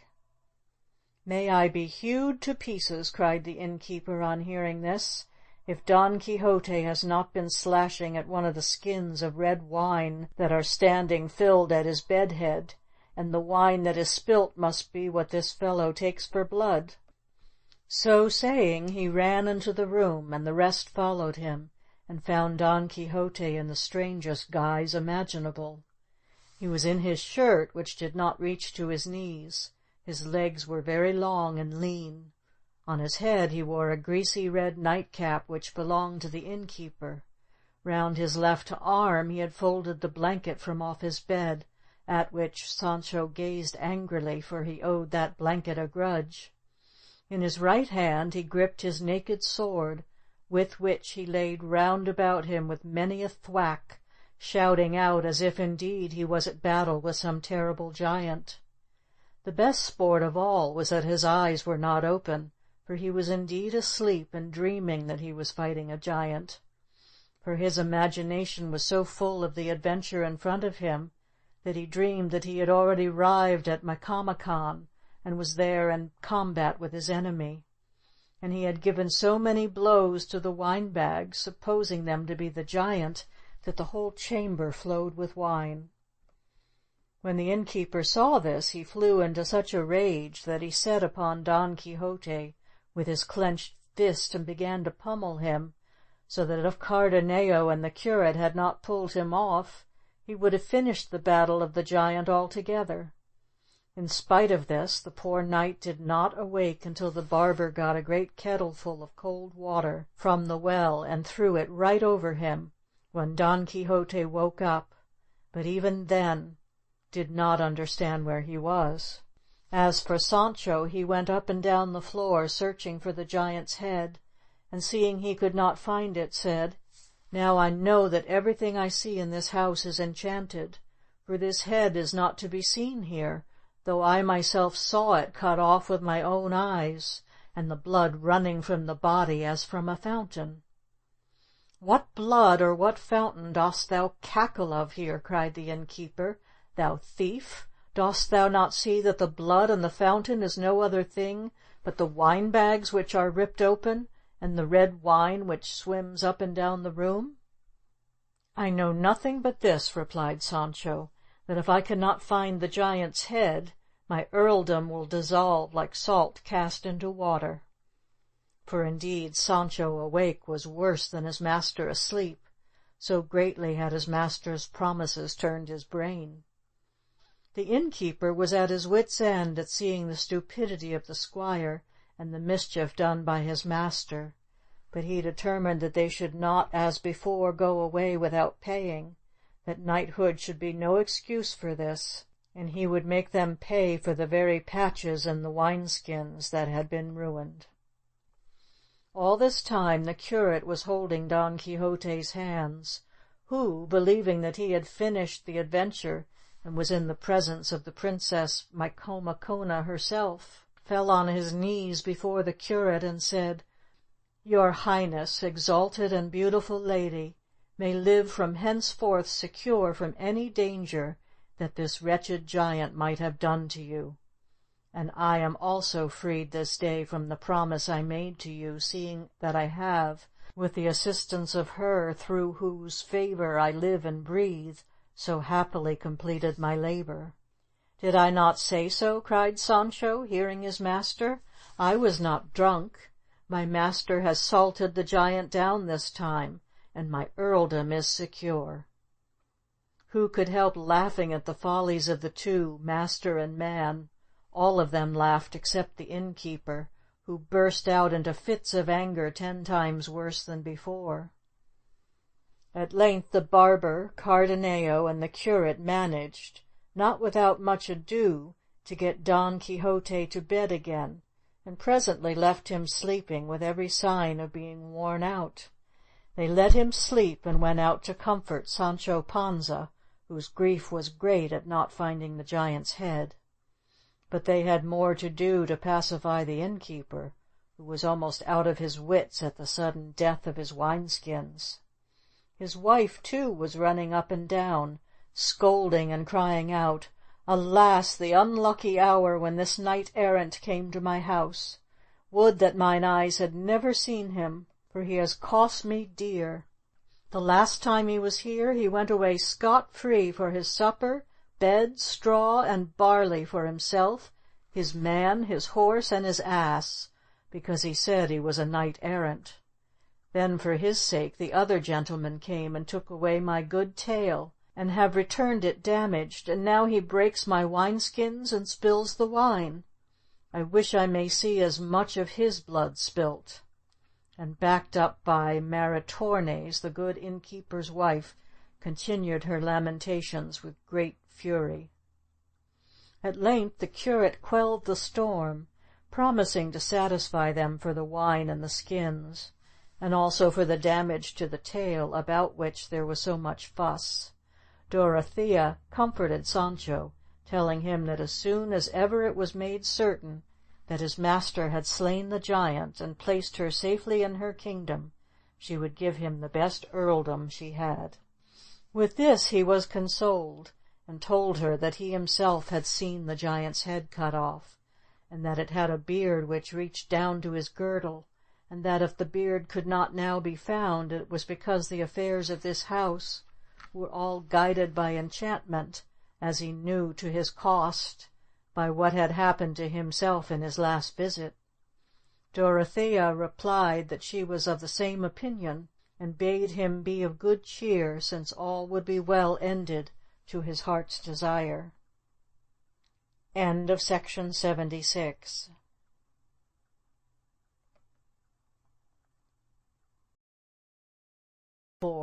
Heroes and Heroines of Chivalry by William Patten. Don Quixote de la Mancha, Part 17, Adventures at the Inn. Retold by Judge Parry. Later in the day, the innkeeper, who was standing at the door, cried out, "Here is a fine troop of guests coming. If they stop here, we may sing and rejoice." "Who are they?" asked Cardenio. "4 men on horseback," answered the innkeeper, "with lances and targets, and all with black masks on their faces. With them comes a woman dressed in white on a side saddle, and her face also masked, and 2 lackeys that run with them on foot." "Are they near?" asked the curate. "So near," replied the innkeeper, "that they are now arriving." Hearing this, Dorothea veiled her face, and Cardenio went into Don Quixote's room, and they had hardly time to do this when the whole party, of whom the innkeeper had spoken, entered the inn. The 4 who were on horseback were of comely and gallant bearing, and having dismounted, went to help down the lady on the side saddle, and one of them, taking her in his arms, placed her upon a chair that stood at the door of the room into which Cardenio had entered.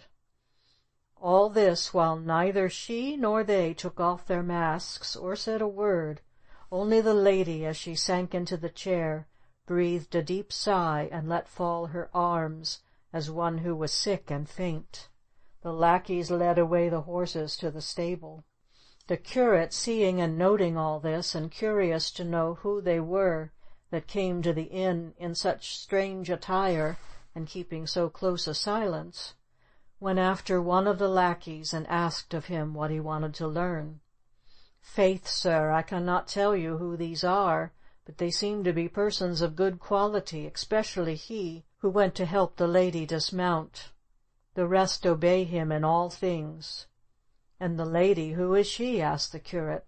"I cannot tell you that neither," replied the lackey, "for I have not once seen her face during all the journey, though I have often heard her groan and utter deep sighs." "And have you heard the name of any of them?" asked the curate. "Not I, indeed," replied the man. "They travel in silence, and nothing is heard but the sighs and sobs of the poor lady, and it is our firm belief that, wherever she is going against her will." "May be it is so," said the curate, and he returned to the inn. Dorothea, who heard the disguised lady sigh so mournfully, moved by pity, drew near to her and asked, "What ails you, good madam? For I offer you my service and good will, and would help you as much as lies in my power." To this the unhappy lady made no reply, and though Dorothea again spoke kindly to her, yet she sat silent and spoke not a word. At length the masked man came across and said to Dorothea, "Lady, do not trouble yourself to offer anything to that woman. She is of a most ungrateful nature, and not wont to return any courtesy." "I have never spoken," said the silent lady, "since I am too unhappy to do so, and am almost drowned in my misfortunes." Cardenio overheard these words very clearly and distinctly, for he was close to her who uttered them, the door of Don Quixote's room being the only thing that separated them, and he cried aloud, "What is this I hear? What voice is this that hath touched mine ear?" The lady, moved with a sudden passion, turned her head at these cries, and as she could not see who uttered them, she rose to her feet and would have entered the room, but the gentleman stopped her and would not let her move a step. This sudden movement loosened the mask, which fell from her face, discovering her marvellous beauty. But her countenance was wan and pale, and she turned her eyes from place to place as one distracted, which caused Dorothea and the rest to behold her with a vast pity. The gentleman held her fast by the shoulders, and was so busy that he could not hold up his own mask, which fell from his face, and as it did so, Dorothea looked up and discovered that it was her lover, Don Fernando. Scarce had she known him than, breathing out a long and most pitiful "alas!" from the bottom of her heart, she fell backward in a swoon.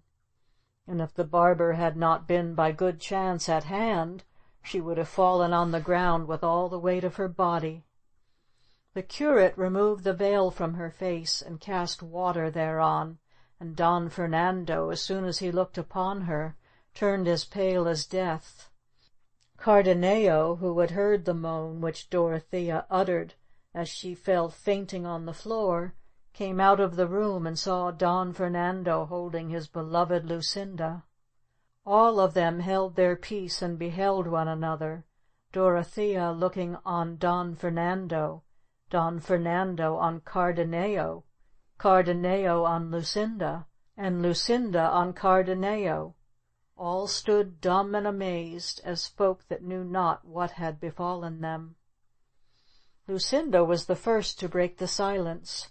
"Leave me, Don Fernando," she cried, "for the sake of what is due to yourself. Let me cleave to the wall whose ivy I am, to his support from whom neither your threats nor your promises could part me."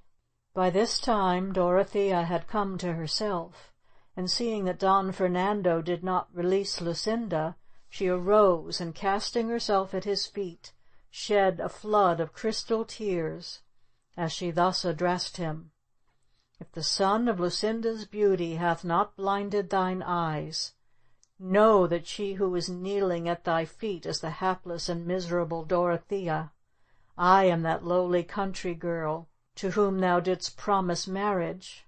Know, my dear lord, that the matchless love I bear thee may make amends for the beauty and nobility of her for whom thou dost abandon me.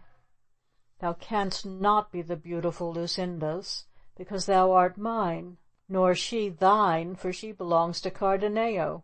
And all this being so, as in truth it is, and seeing that thou art as good as thou art noble, wherefore put off making me once more happy again? Do not vex the declining years of my parents, who have ever been loyal vassals to thine, for remember, whether thou wilt or no, thou must ever remain my promised husband." These and many other reasons did the grieved Dorothea use with so much feeling and so many tears that all who were present, even those who had come with Don Fernando, could not help from giving her their sympathy. As for Don Fernando, he stood gazing fixedly at Dorothea for some time, and at last, overwhelmed with remorse and admiration, he took her to his arms, saying, "Thou hast vanquished, O beautiful Dorothea! Thou hast vanquished!" At the same moment Cardenio, who had stood close to Don Fernando, started forward to catch the fainting Lucinda, who threw both her arms around his neck, crying, "Thou, and thou only, art my lord and master." Thus were the true lovers all united, and the good curate, the barber, and even Sancho Panza joined in their tears, delighted that so much joy had taken the place of so much misery. As for Sancho, he excused himself afterwards for his tears, saying he wept only because he saw that Dorothea was not the queen of Micomicona, as he had imagined, from whom he hoped to have received such mighty gifts and favours. Each in turn told his or her story, and Don Fernando gave an account of all that had befallen him in the city after he had found the scroll that Lucinda had written, in which she declared her love for Cardenio. And it appeared that, the day after the interruption of the wedding, Lucinda had secretly departed from her father's house, and had fled no one knew whither, but within a few months Don Fernando had learned that she was in a certain convent, intending to remain there all the days of her life, if she could not pass them with Cardenio. As soon as he had learned that, choosing 3 gentlemen to aid him, he went to the place where she was. One day he surprised her walking with one of the nuns in the cloisters, and carried her off without giving her a chance to resist.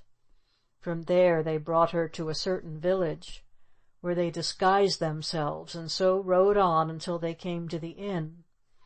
But Lucinda, after she was in his power, did nothing but weep and sigh without speaking a word. Thus, in silence and tears, had they reached this inn, which to him and all of them would always remain the most beautiful place in the world, since it had seen the end of so many troubles and brought him back to his own true love. End of section 77.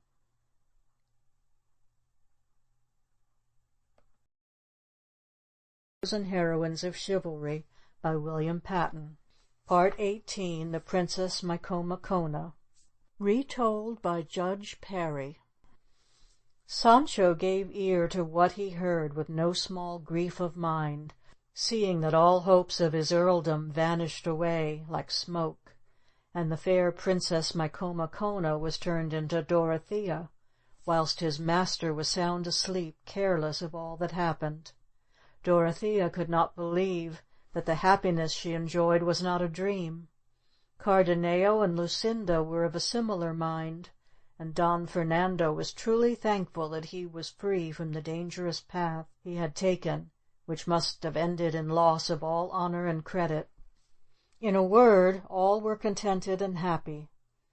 The curate, like a man of sense, congratulated everyone on his good fortune, but she that kept greatest jubilee and joy was the hostess, because Cardenio and the curate had promised to pay all the damages done by Don Quixote. Only Sancho, as has been said, was unhappy and sorrowful, and thus he went with a melancholy face to his master, who was then just awakening, and said, "Your worship, Sir Knight of the Rueful Countenance, may well sleep on as long as you please without troubling yourself to kill any giant or restore to the princess her kingdom, for all that is done and finished already." "That I well believe," replied Don Quixote, "for I have had the most monstrous and terrible battle with that giant that ever I had in all the days of my life, and yet with one back stroke, swish, I tumbled his head to the ground, and his blood gushed forth so that streams of it ran along the earth as if it had been water."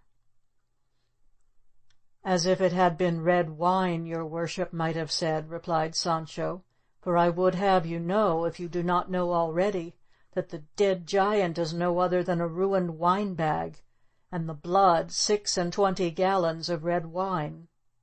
"What sayest thou, madman?" cried Don Quixote. "Art thou in thy right wits?" "Get up, sir," said Sancho, "and you will see yourself the fine piece of work you have done, and what we have to pay.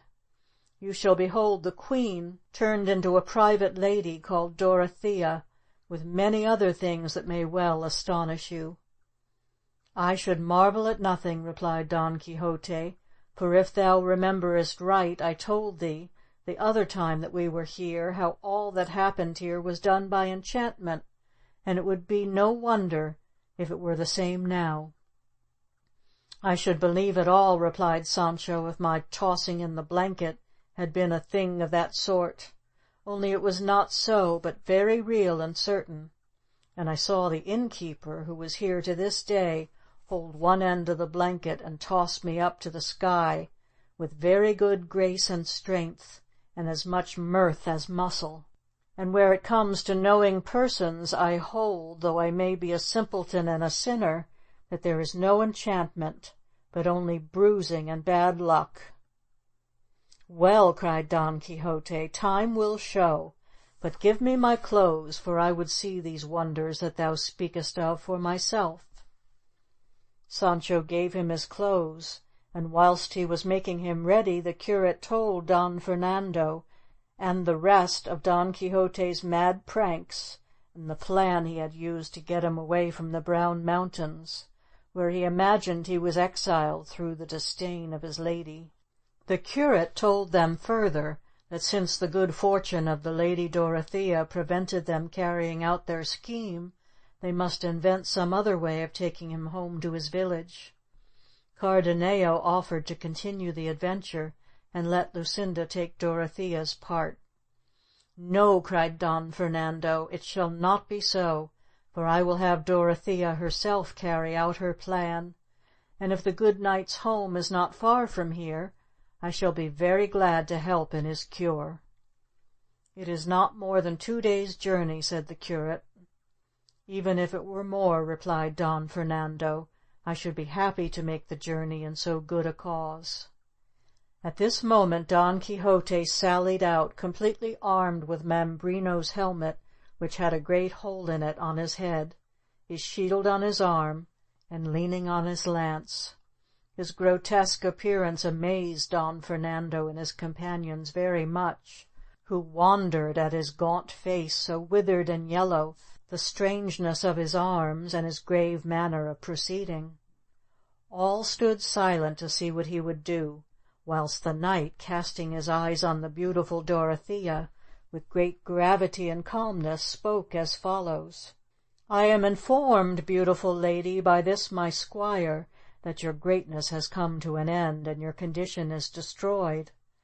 For instead of being a queen and a mighty princess, you are now become a private damsel.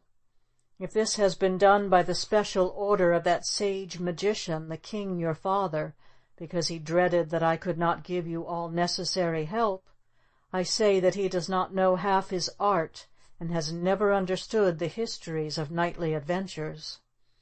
For if he had read them with the attention that I have, he would have found how many knights of less fame than myself have ended far more desperate adventures than this. For it is no great matter to kill a giant, be he ever so proud. For in truth it is not so many hours since I myself fought with one. But I will be silent, lest they tell me I lie. Time, the detector of all things, will disclose it when we least expect." "Thou foughtest with 2 wine-bags, not with a giant," cried the innkeeper. Don Fernando told them to be silent and not to interrupt Don Quixote, who continued his speech thus: "In fine, I say, high and disinherited lady, do not trouble if your father has made this change in you, for there is no peril so great on earth but my sword shall open a way through it, and by overthrowing your enemy's head to the ground, I shall set your crown on your own head within a few days." Don Quixote said no more, but waited for the princess's answer. She, knowing Don Fernando's wish that she should continue to carry out their plan, answered with a good grace and pleasant manner, saying, "Whosoever informed you, valorous knight of the rueful countenance, that I have altered and transformed my being, hath not told you the truth, for I am the very same to-day as I was yesterday. True it is that my fortunes have somewhat changed, and given me more than I hoped for or could wish for, but for all that I have not ceased to be what I was before, and I still hope to have the aid of your valorous and invincible arm. Therefore, good my lord, restore to my father his honour, and believe him to be both wise and sagacious, for by his magic he has found me a remedy for all my misfortunes. For I believe that had it not been for you, I should never have attained the happiness I now enjoy, and that I speak the truth these good gentlemen will bear witness. All that is now wanted is that tomorrow morning we set out on our journey. As for the conclusion of the good success I hourly expect, that I leave to the valor of your invincible arm." Thus spoke the witty Dorothea, and Don Quixote, having heard her, turned to Sancho with an air of great indignation, and said, "Now I say unto thee, Sancho, thou art the veriest little rascal in all Spain. Tell me, thief and vagabond, didst thou not tell me that this princess was turned into a damsel, and that she was called Dorothea, and that the head that I slashed from a giant's shoulders was a wineskin, with 1,000 other follies that threw me into the greatest confusion I was ever in my life? I vow," he continued, looking up to the heavens and crashing his teeth together, "I vow that I am about to make such a havoc of thee as shall beat some wit into the pates of all the lying squires that shall hereafter ever serve knights errant in this world." "I pray you have patience, good my lord," answered Sancho, "for it may well befall me to be deceived touching the change of the lady and Princess Micomicona. But in what touches the giant's head, or at least the cutting of the wine bags, and that the blood was but red wine, I am not deceived, I swear, for the bags lie wounded there at your own bed head, and the red wine hath made a lake in your room, and all this you will know when his honour the landlord asks you to pay the damages." "I tell thee, Sancho, thou art a blockhead," said Don Quixote. "Pardon me, we have had enough of it." "Enough indeed," said Don Fernando, "and let me entreat you to say no more of it. Seeing my lady the princess says she will go away tomorrow, as it is too late to depart today, let us agree to spend this evening in pleasant discourse."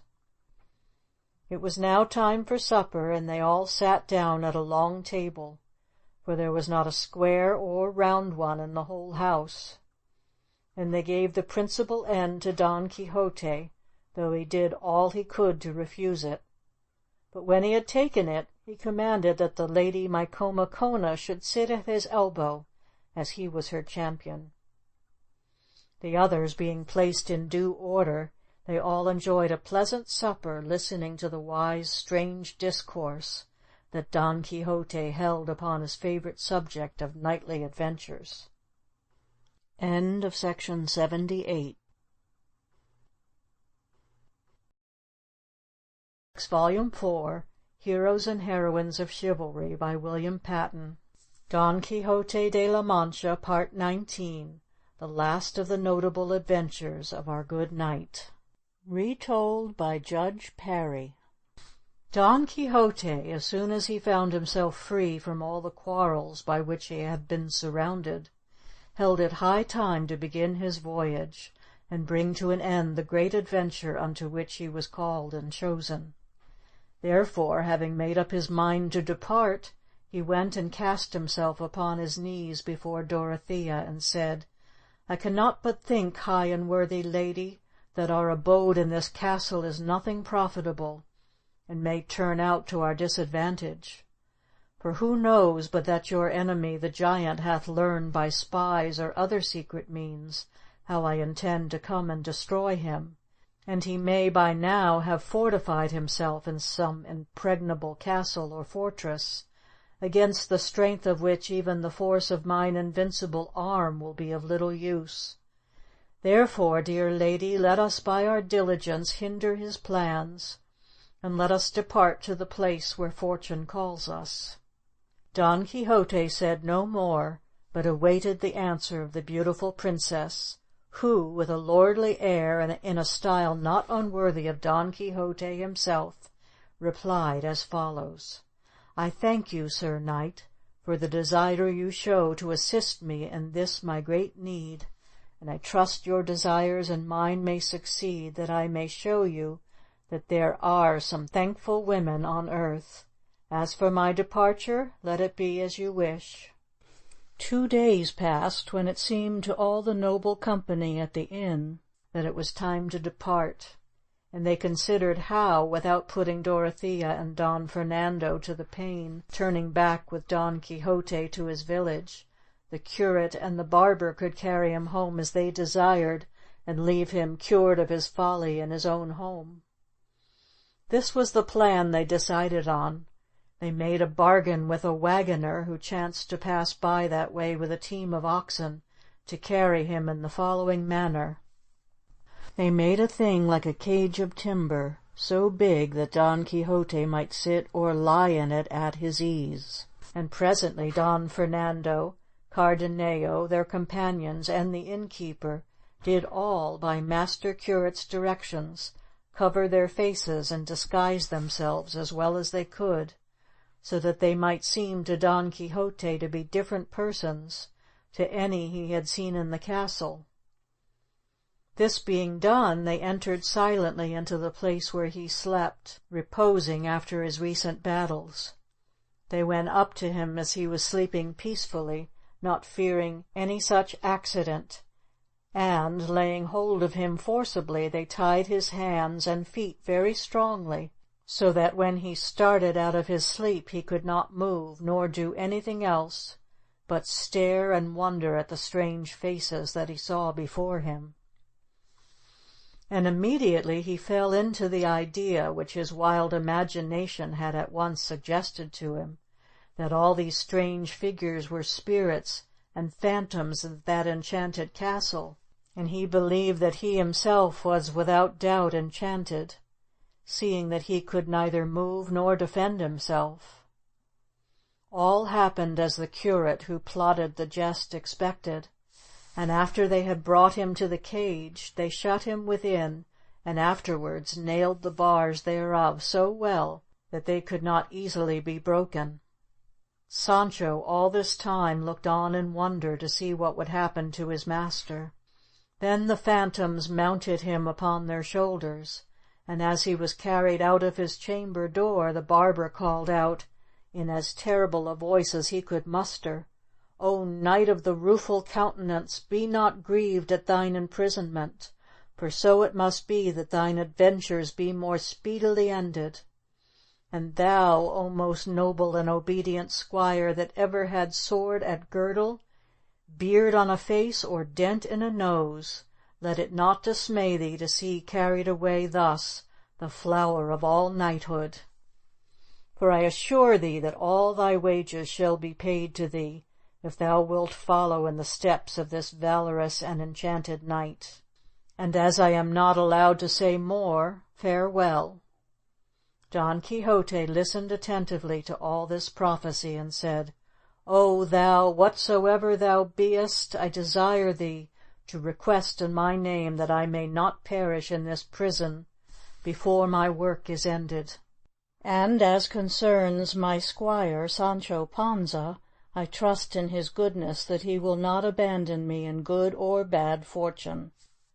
For, though it should fall out through his or my hard lot that I shall not be able to bestow on him an island as I have promised, his wages cannot be lost to him, for in my will, which is made already, I have set down what he is to have for his many good services."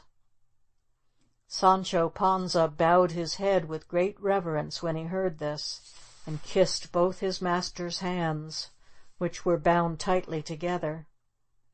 Then the phantoms lifted up the cage and hoisted it on to the wagon that was drawn by the team of oxen. After bidding farewell to all their friends, the procession started. First went the cart guided by the carter, then the troopers, then followed Sancho upon his ass, leading Rozinante by the bridle, and last of all the curate and the barber, riding their mighty mules with masks on their faces.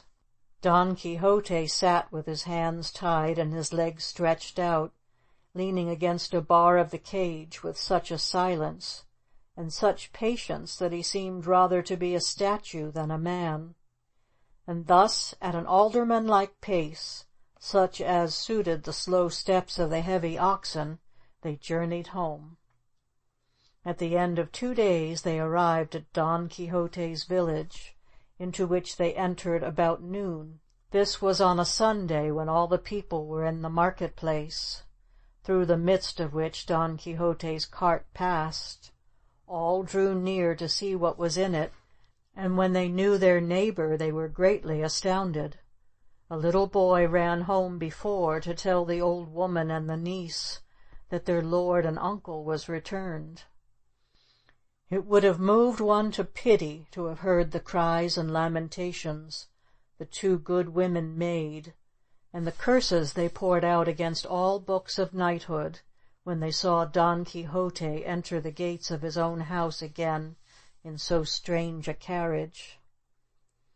Sancho Panza's wife, when she heard of his return, ran forward to meet her husband, and the first question she asked was whether the ass were in health or no. Sancho answered that he was come in better health than his master. "Tell me, then," cried his wife, "what profit hast thou reaped by this squireship? What petticoat hast thou brought me home? What shoes for the little boys?" "I bring none of these things, good wife," replied Sancho, "though I bring things better thought of and in greater moment." "I am glad of that," said his wife, "for I should like to see them, to the end that my heart may be cheered, which hath been swollen and sorrowful for so long, all the time of thine absence." "Thou shalt see them at home," said Sancho, "therefore rest satisfied, for when we travel once again to seek adventures, thou shalt see me shortly afterwards an earl or governor of an island, one of the best in the world." "I pray that it may be so," replied his wife. "But what means that island, for I understand not the word?" "Honey is not made for the ass's mouth," said Sancho, "but thou shalt know all in good time. Do not busy thyself, Joan, to know all things in a sudden. It is enough that I will tell thee all the truth, and therefore close thy mouth. I will only say this much unto thee as yet, that there is nothing in the world so pleasant as for an honest man to be the squire of a knight that seeks adventures. Now, if I were to tell you that Don Quixote got quite well, and lived quietly at home after all these adventures, and never went abroad again, I should tell you what is not true. For some day, and I hope at no great distance of time, you may read all that the great Cervantes has written, not only of the adventures of which I have told you the story, but of others. You will then learn how Sancho Panza became at last governor of an island for a short space, and may read of the great wisdom and shrewdness with which he ruled.